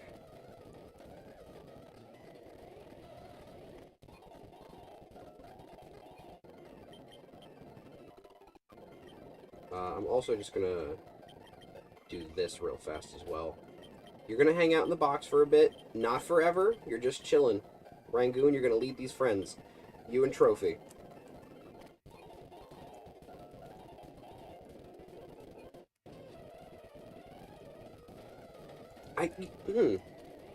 I don't think I ever noticed that they let you run in here.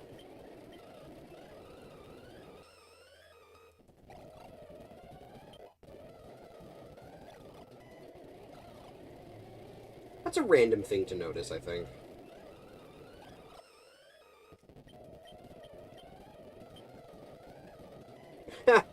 I forgot, she just teaches you T-Wave for some reason.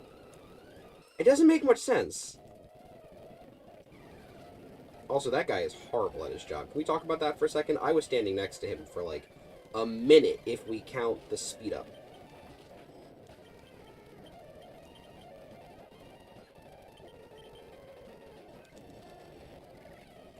You know what? Actually, hang on. Double back. Why does that girl try to teach you Thunder Wave? I've never thought about that before. That's such a random move to give in the middle of a dungeon, basically. Like, I mean, yeah, it adds some level of utility, but considering that the final boss of this dungeon is a ground-type specialist, Thunder Wave does fucking nothing for you. It's quite literally a waste of time. And by this point, if you had a Pokemon that could use Thunder Wave, you either got rid of it, or you still have it. Like, people, you know, they'll have their Pikachu, maybe. I think, yeah, no, Pikachu, maybe you'll have a Voltorb. Yeah, right? Like, she's clearly a plant.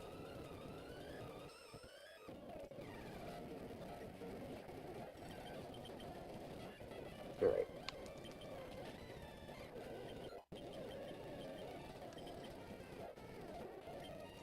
It's a shame. I'm pretty sure Cubone is in a low experience yield group. Or, low experience gain group, rather. Which does kind of suck. Enough of your silly games. My games aren't silly, they're quite fun.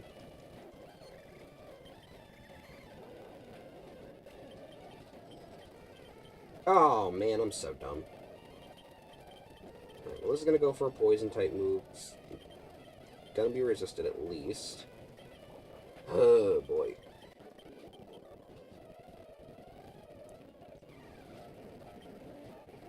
Oy.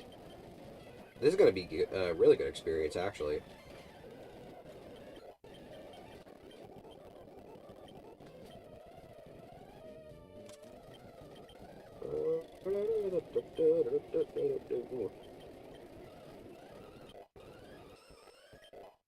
Another rare candy. Always nice to have on hand. And an Ultra Ball. Also, always nice to have on hand. I don't have an appointment with the boss, but regardless, I am going to kick his ass. That is happening. Alright. I feel like we're almost at the point where I can more reliably use Orphan in fights. It's just that the level disparity is still going to get to me a little bit, and the stats aren't the greatest. Like, Cubone is okay. Marowak is better. There's still Cubone and Marowak pre-Gen 7. Yeah. You know? Like, without Alolan Marowak, Marowak is just kind of an alright ground type. If you're not using Fit Club, it's a worse ground type. And after Generation 3, it's just an unreliable ground type at that. Like, you have much better options if you're trying to go for a ground type.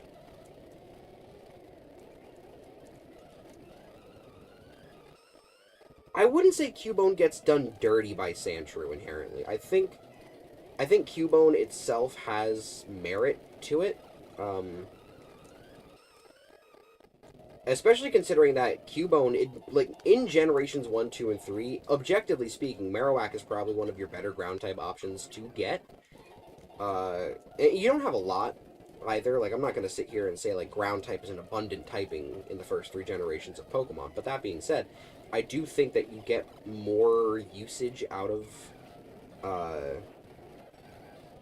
Marowak than you would Sandshrew or Sandslash. Like, and then, once you take into account the Ghost Fire typing of Alolan Marowak versus the Ice Steel typing, which is a defensive typing and an undefensive typing combining to create a quad weakness to fire in a region that gave us Incineroar. I mean, I don't know, some of these jokes write themselves. That's really all I have to say there.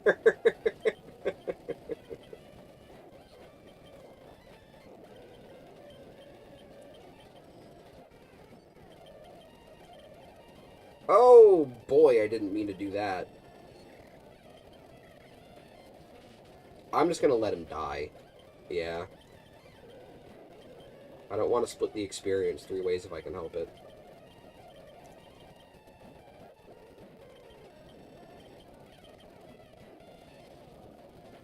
Don't you love how not a Nuzlocke this is? Oh yeah, I'm just gonna let this one die. Just kill it. Be gone with you. Foul creature. And there's the card key, which we very much need.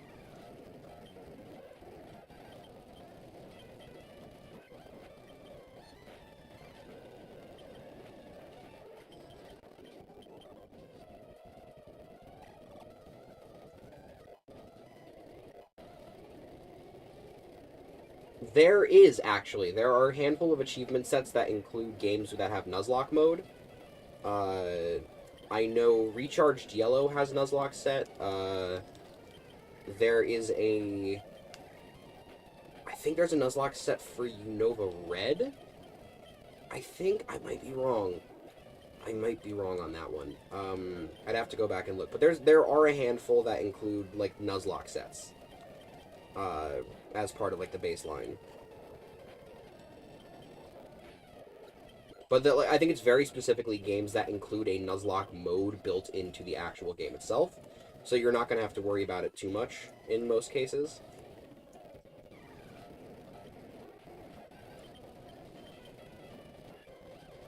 And it's basically all ROM hacks. Or rather, it is all ROM hacks. There's not a single, like, mainline game that has a Nuzlocke mode to it.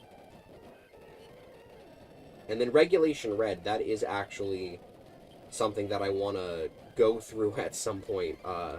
I do have plans to do the, like, the full challenge where I do the, like, the mono Pokemon run, where it's, like, just Bulbasaur, just Ivysaur, just Venusaur, etc., etc. Just because I feel like that's such a unique set, or not set, like, yeah, set. It's a very unique type of set. And I feel like that would be, like, a good long-term challenge to point towards at some point. One Hyper Potion. Wowee. How excite.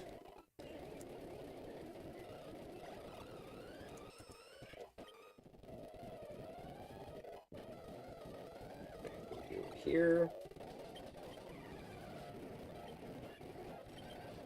Aww. Cute.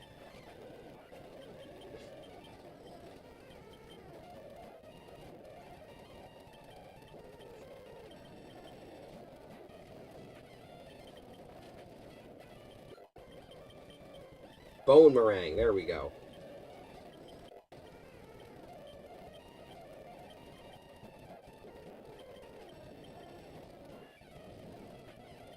Yowza. Oh, oh, this Zard hits hard, man. I should have just gone out to Sketty.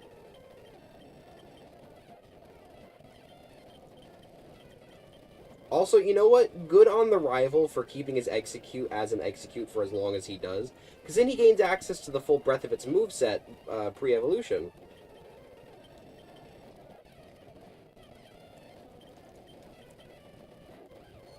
Right, and this is going to kill. Yep.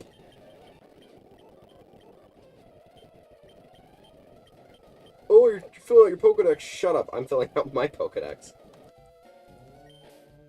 Obligatory.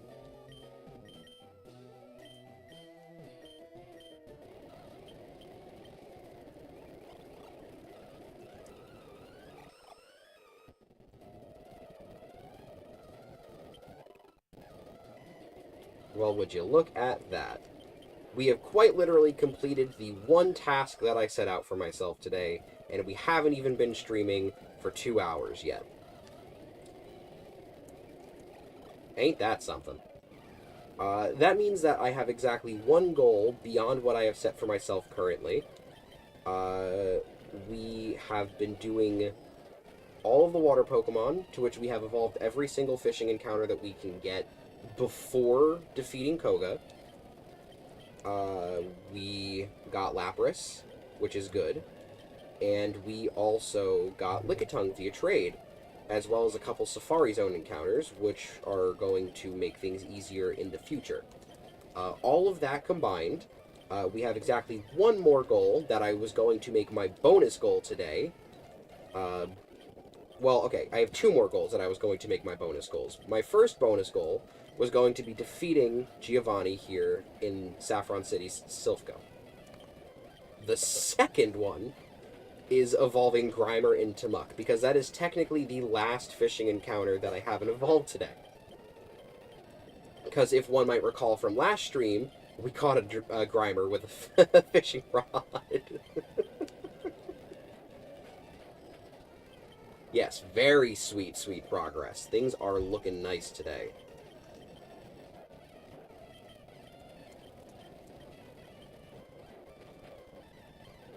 We're fishing for Muck backwards.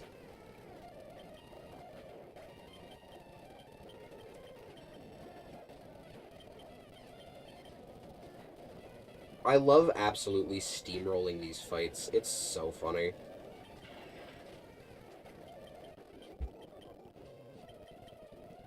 And there is my Master Ball.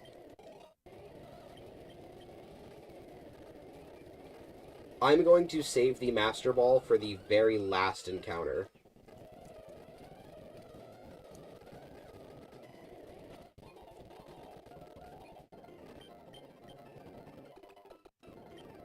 Let me just go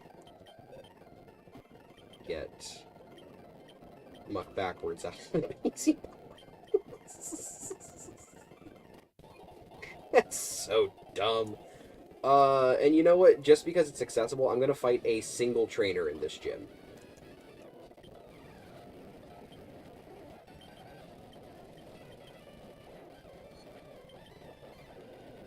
Wow, that did a lot of damage for not very effective. Jeez Louise.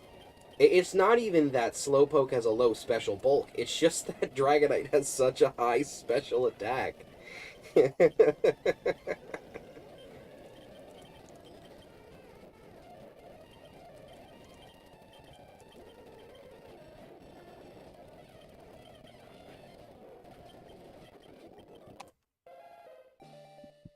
Man, we have done some real good progress today, I feel. Genuinely, I feel accomplished with what we have done.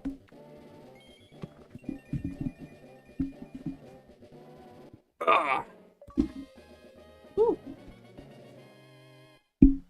Some light seat adjustment. That's another Chivo for the day. And I think we came through this one? Yeah, we did. Okay. Let's get the fuck out of here. And now, I'm not going back in that gym. At least for a bit. Yeah, Orphan's got a much bigger bone to pick with. And just so that Orphan isn't alone.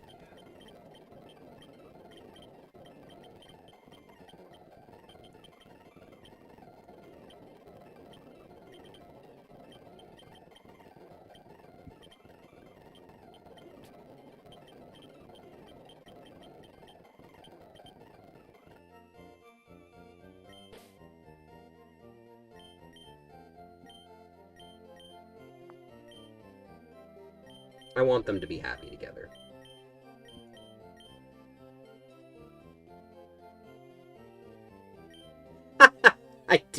I know I have to update my retro arc. I know. I know. I'm bad. It's okay. I'll do it eventually when I get around to it someday. Alright, well, let's,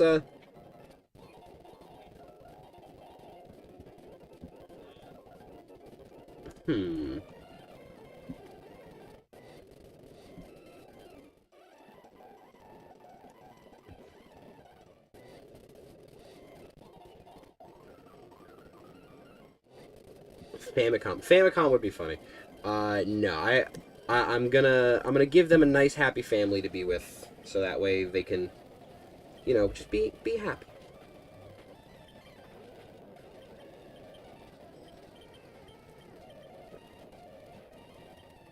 It's his dad.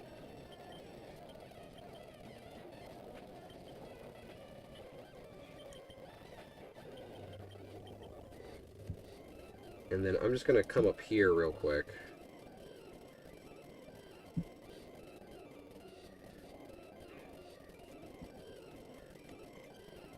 Look at all of these trainers that I get to fight for free experience, huh? I need to switch my guy back to the front.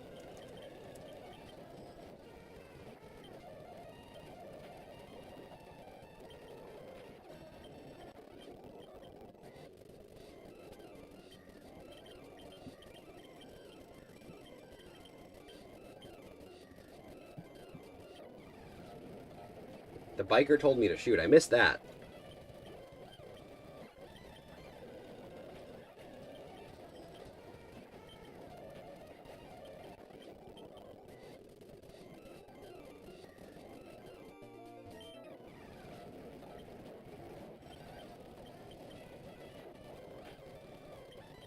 Who is this? Ah, yes.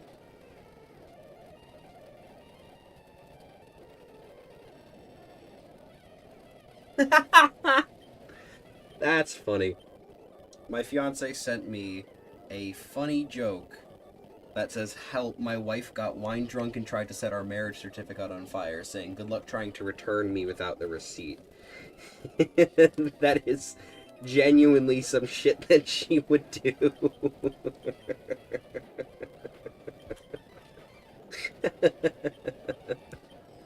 Does that happen regularly in America? What I just said or the shooting?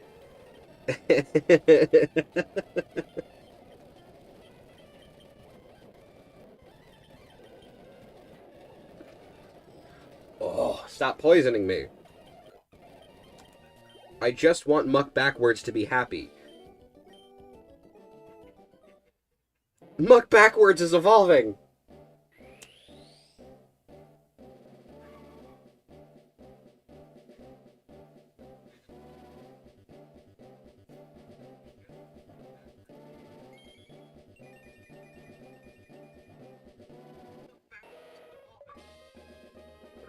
Hell today, yes. This makes me happy.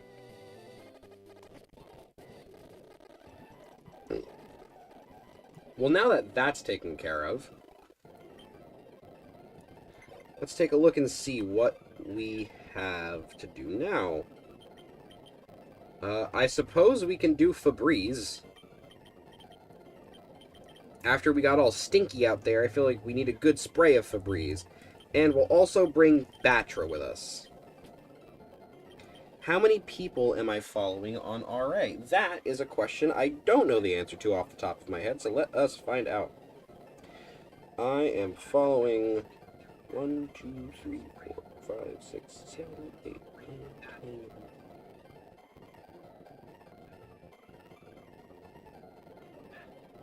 I follow 24 people, and I have 1, 2, 3, 4, 5, 6, 7 followers. Just got a wild 28 points.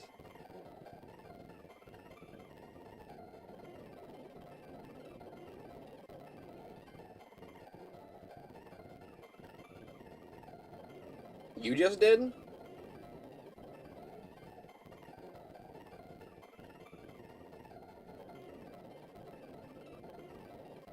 Guessing it's that one, because that's the one you just...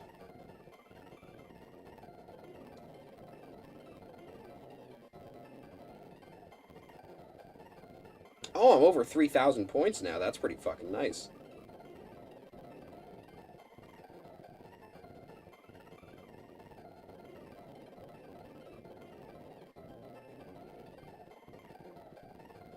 Nice, nice, nice.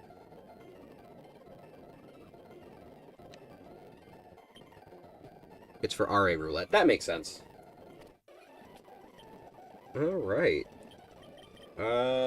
When is... Hang on. Let's see. I think Venomoth is 32.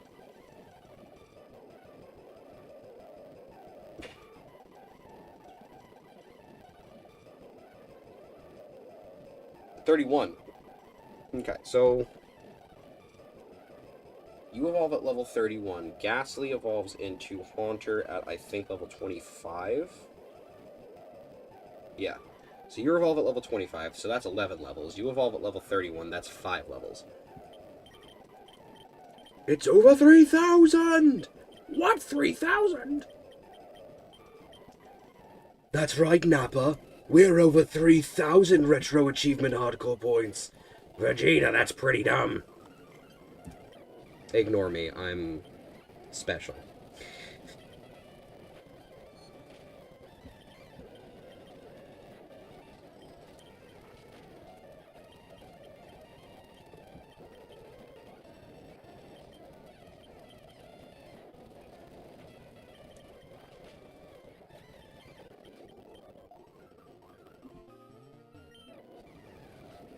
Oh, so I had the most insane game of D&D last night I think I've had in quite some time. Two of our friends canceled for the session, so we wound up doing a one-shot that my DM made just off the cuff, very last minute, and it was all about milk. It was weird, but it was fun. And I wound up being tasked with adapting a character from a very popular D&D series, who is just a hand puppet. And it was a funny time.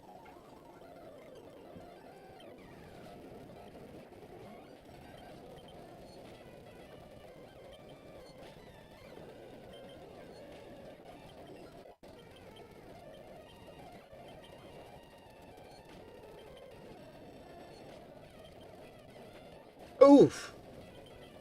Not preferred, thank you. We're gonna skip Outrage, just because I'm a big anti-Outrage person. I don't like the confusion and getting locked into a move. Like, yeah, it does high damage, but it's not my favorite. I'm more of like a Dragon Pulse guy, personally. Like, I like Dragon Pulse quite a bit. I'm also a fan of Draco Meteor.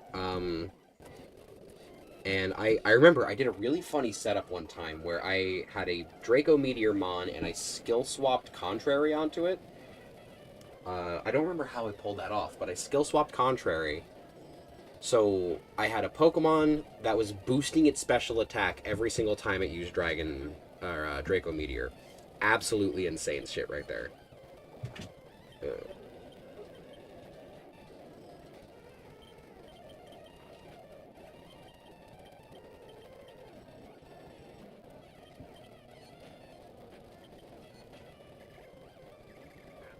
Woo! Yes. Very good this is. Much experience we have acquired.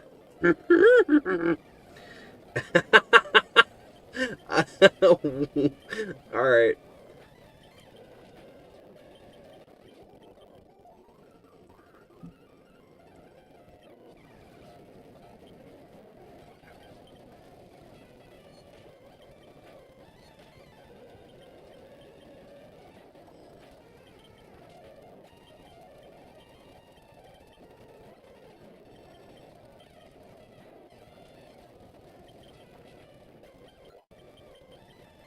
I do not want Batra to learn Stun Spore, but Batra can get switched out.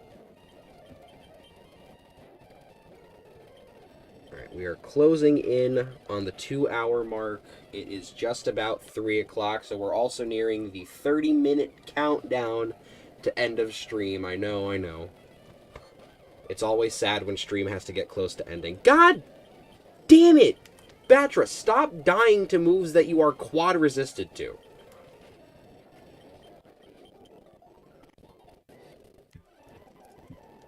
See, that's Venonat's problem. It is too physically frail.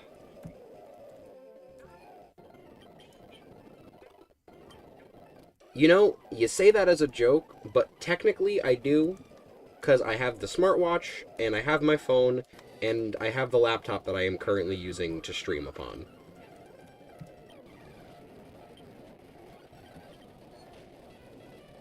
You're too specially bulky. Yeah, Grimer has a lot of special bulk.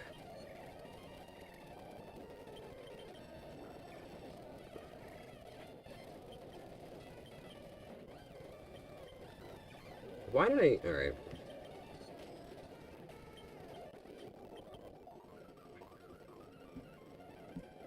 Alright. You're the one with the level 33 Wheezing. Can you tell I've spent a lot of time over here? This is Hideo, right? Hideo, yeah.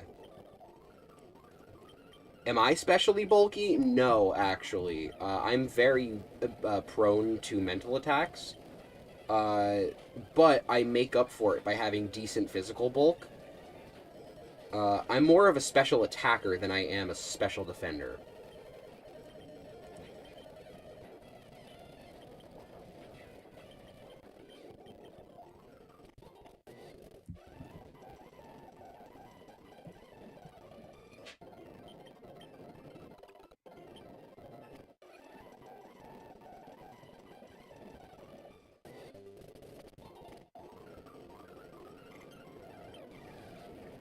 Yes, yes, give me more things to kill.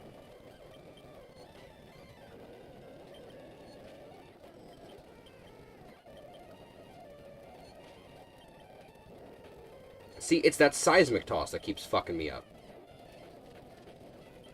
And they saw the kill with the Fury swipes, too, which is absurd.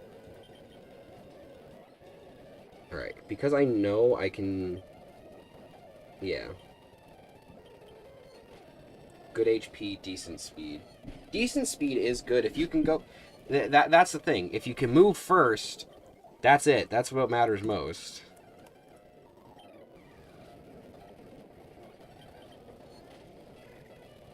Ooh, nice confusion.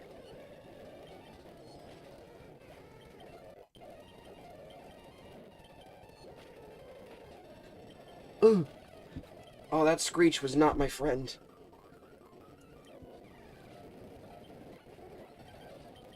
Okay, we're gonna switch in Sketty here. Sketty's gonna take this one on.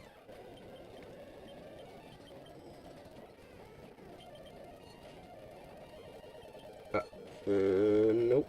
Oh my god. Okay. Scary. I really could just use a rare candy and get this over and done with, but that's the coward's way out.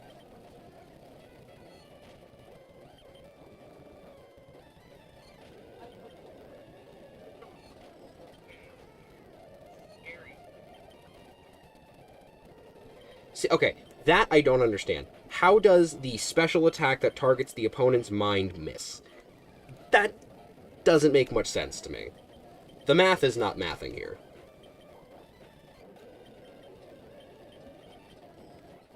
This, on the other hand... Oh, yeah. It's all coming together. And now I can send out Febreze and start working on you.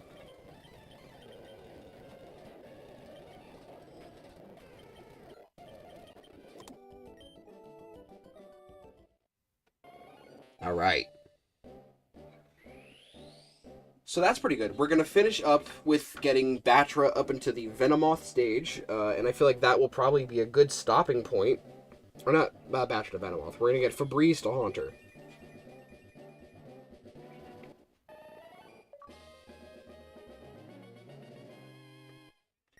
Okay. And that's Forest Habitat done as well. Again, another unintentional bonus achievement. I love this shit, dog. We only need 10 levels on Febreze.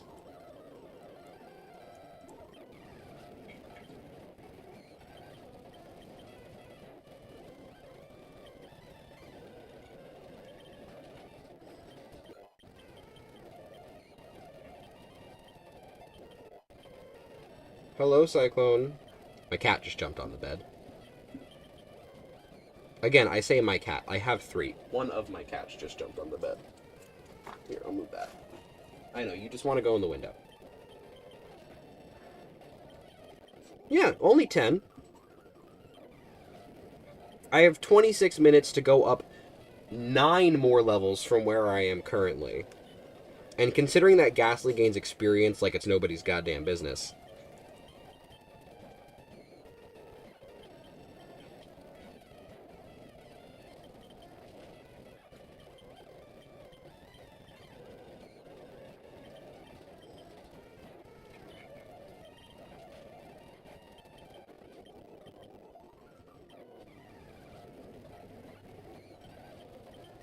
Okay. See, and we're already at level 17, or level 18. Ghastly, thankfully, is a quick evo.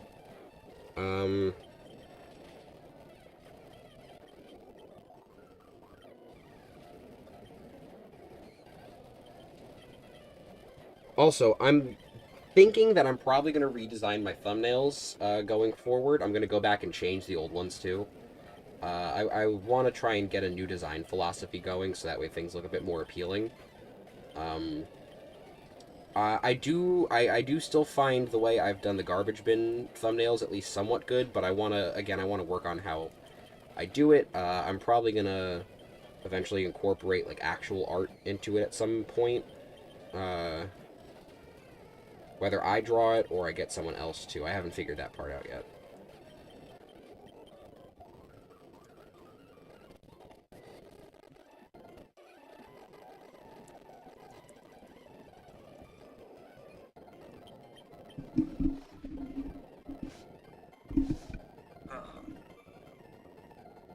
Come on, wire. Get out.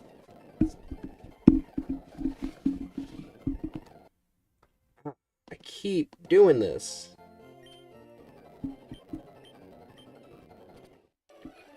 Alright. See? Only 5 levels to go. And it's been 2 minutes since I said that last comment.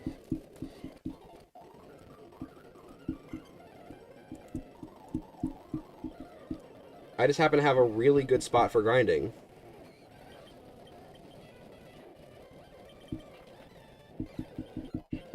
Only 4 levels to go.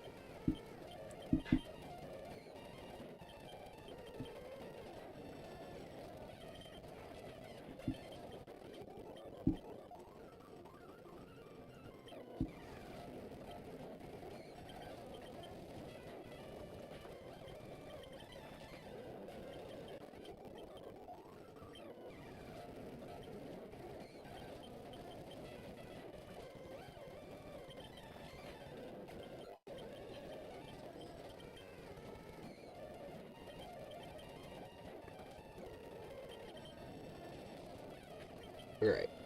Once we evolve Ghastly into Haunter, what I'm going to actually do is I'm going to look at the actual achievement set. I'm going to see what Pokemon we have available to us at this point in time, and then I'm going to determine if there's anything that we can do that isn't Safari Zone related. That might be quick. Because I don't want to cut off the stream as soon as I'm done, because we're not close enough to 3:30 yet for me to want to just say, like, alright, well, I feel like we've done enough today. Because, like, yeah, we've done a fair bit of stuff. Not to discount all the work that has gone into today's proceedings, you know? We've done a lot today. We've gotten a shit ton of achievements.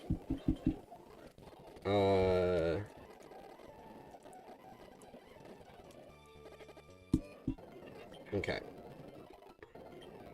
So yeah, thankfully we're almost done.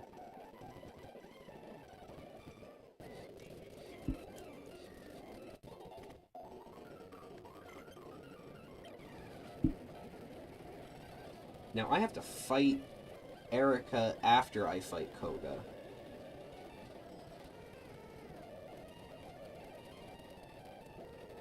Yeah, I fight Erica after I fight Blaine, actually.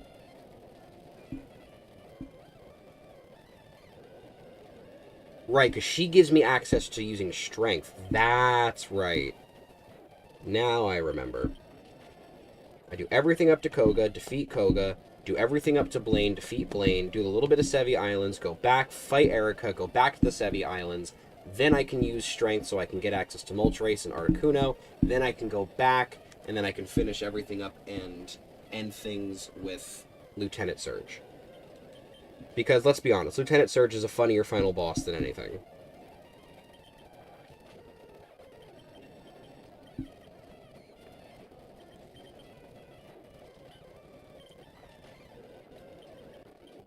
Thank you, Koji. Very good. I'm going to drink my smoothie. Very good.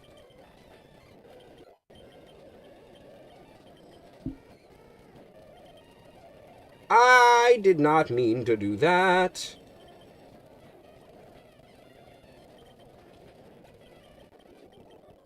I did my usual motions for Dragonite getting Wing Attack off, and forgot to switch into Dragonite.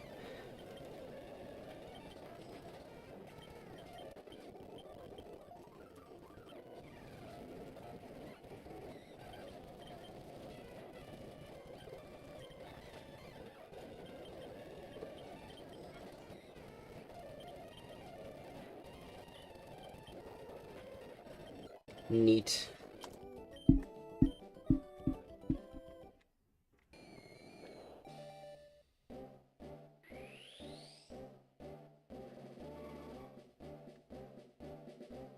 Okay, now we're gonna go look at the retro achievement set again.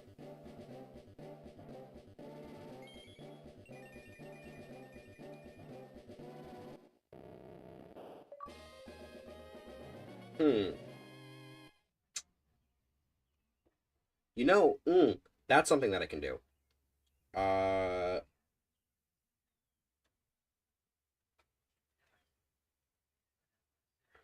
I can get Machop. And then Jinx. Jinx I need a Poliwhirl for.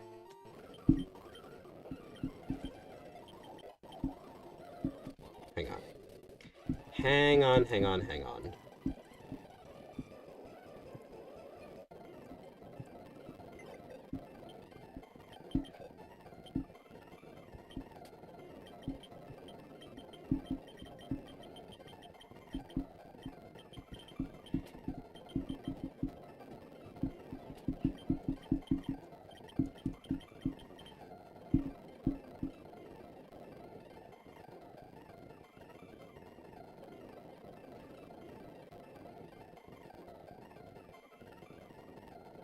Level 25. Yeah, I could do that. Okay, I have decided. The last thing that we are going to do on stream today is we are going to get the Jinx trade. And it'll be okay if we go a little bit over on time, I say.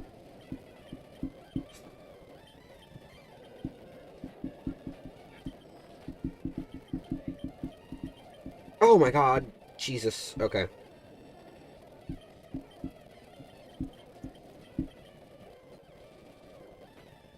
Yeah.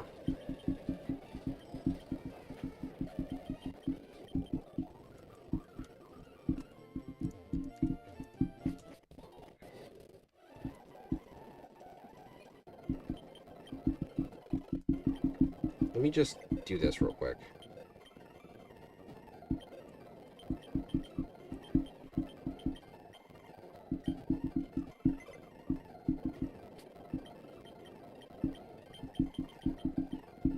Much better.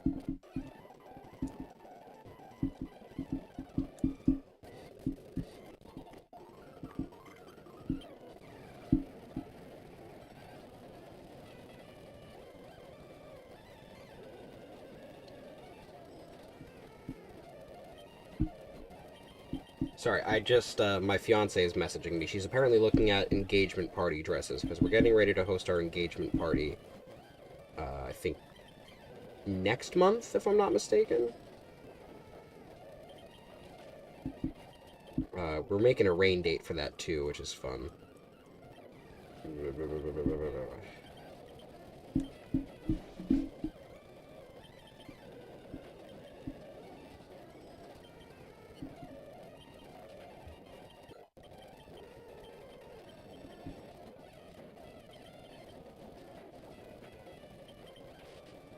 I don't want... Stop it! Stop thunder waving! You bastard!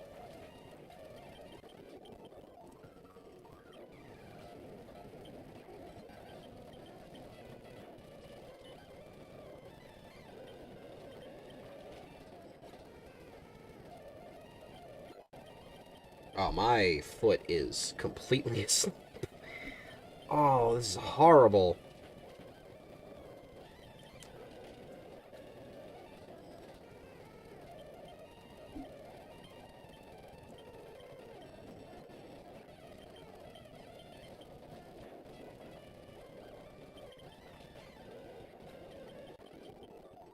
Okay, I'm gonna heal Sketty real quick.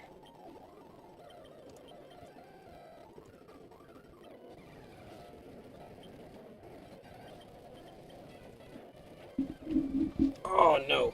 Microphone, please. Can you just stay locked in for me, please?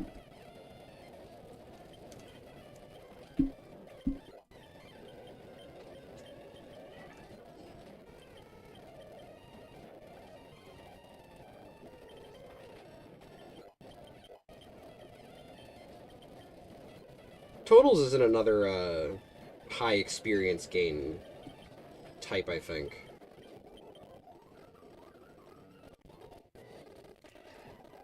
See, this would not be anywhere near as bad. I'm gonna stop making this hard on myself.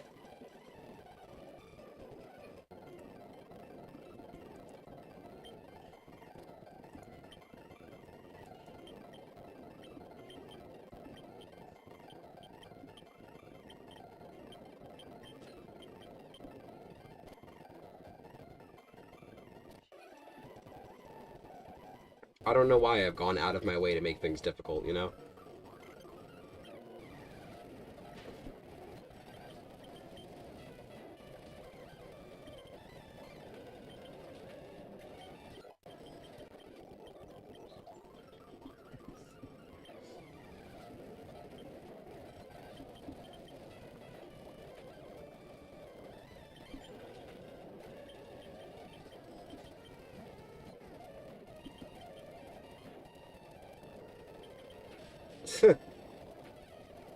Stupid, stupid T-Wave.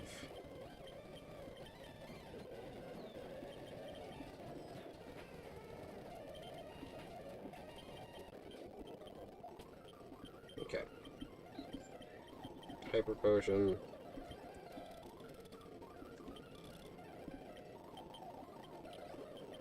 Cool.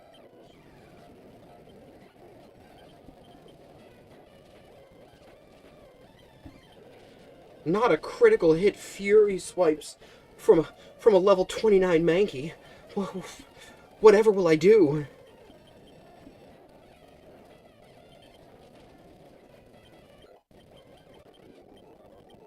Bro called me a rat. How does he know what a rat is?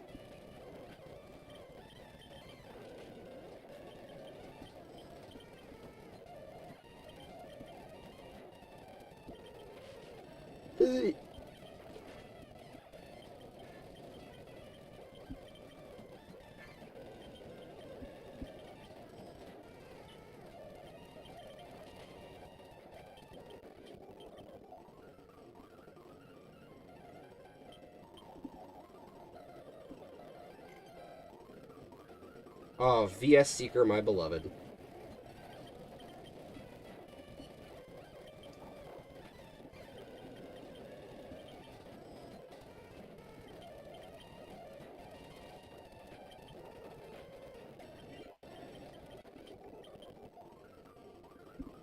Okay, thankfully we get a fight against Hideo. He's pretty much the one that we want to fight more frequently than not. Obviously, a level 33 Weezing is going to give me much more experience yield than a level 29 Weezing or a level 28 or whatever.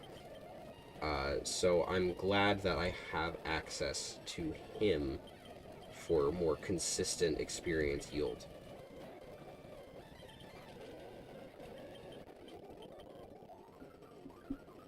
Him, and then it's this guy right here. Those two, I think, have the best experience yield of the bunch, because Hideo has just solid single fight experience, but the other one has, I think, the 3 Pokemon that he can use, which is a good solid chunk of experience as well. Obviously more than Hideo alone, but Hideo alone also gives more than most single Mon fights, which is also nice to take into consideration.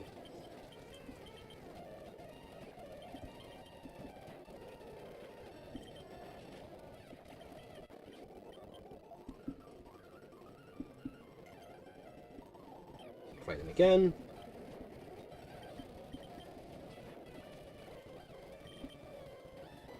Bro. Don't do me like that. I ain't dealing with your shit.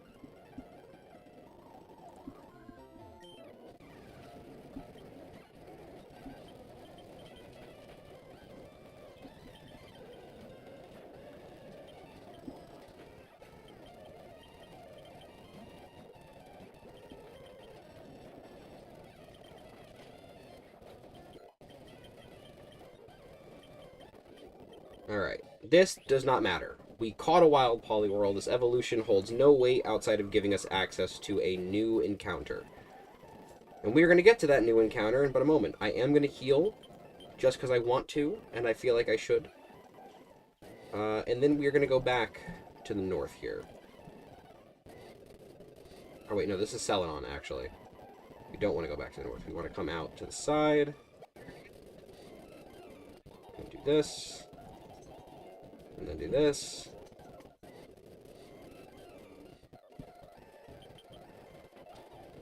And then if I'm not mistaken, it is this house right here. I can talk to this woman. Oh no, this guy. He wants a Poliwhirl for a Jinx. Totals will be sent to Dante. Goodbye, Totals.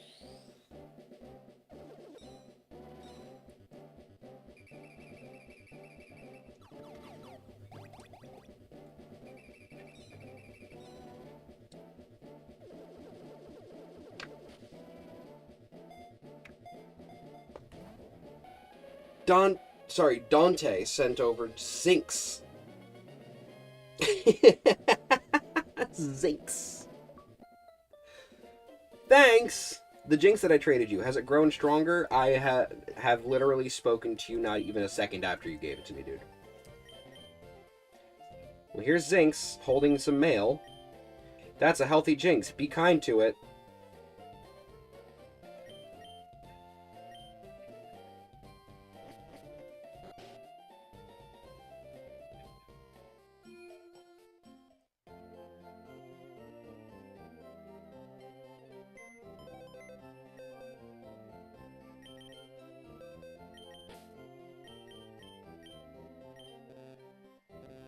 Remove the mail.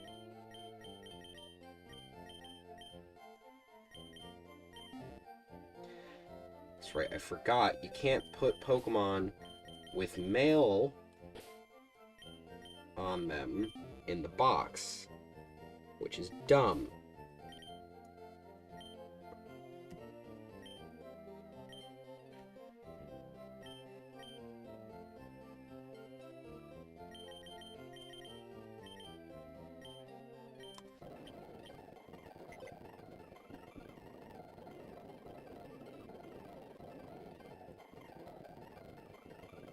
Okay.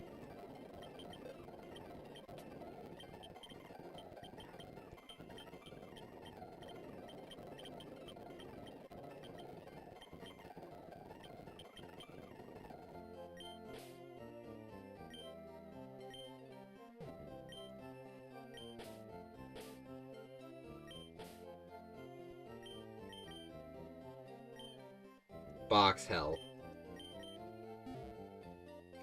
Actually, I don't want to send other Pokemon to Box Hell. So let's go back to Box 2. Okay. Well, let us just take a quick peek at what we have here on the Retro Achievements website so we can get a good grip on everything that we've done today.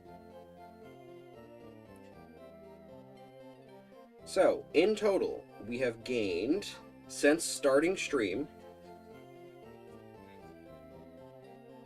we gained a total of 25 achievement points today, and it has put us at 3,018 hardcore achievement points. I'd say that's fantastic progress. I think that's the most progress we've made on any one of these streams so far. 5, 10, 15, 20, 25, 30, 35, 36, 37, 30. We have 38 total achievements left in this game, which lends me to believe that we might only need maybe 2 or 3, and that's being hopeful, 2 or 3 more streams minimum before we are finished with the Professor Oak's challenge. I can't believe we're this close already. I've been doing this for about a month now, and we're already right here. I'm very excited for this to come about, and I'm very happy that we have made as much progress as we did today. So yeah, I want to send a big thank you for coming out to stream today. Thank you so much. I also want to say that tomorrow we'll be back with more Super Mario Mon, where we will be continuing Bowser's Castle and getting on with the progress of that game as well. And then Friday, like I mentioned, we will be doing Mario's early years for the Super Nintendo, which I am very excited to knock those out. Those are going to be some nice little garbage bin, quick, easy achievement sets. So yeah. Once again, thank you so much for coming out. I look forward to seeing more folks tomorrow. Have a beautiful rest of your day. And again,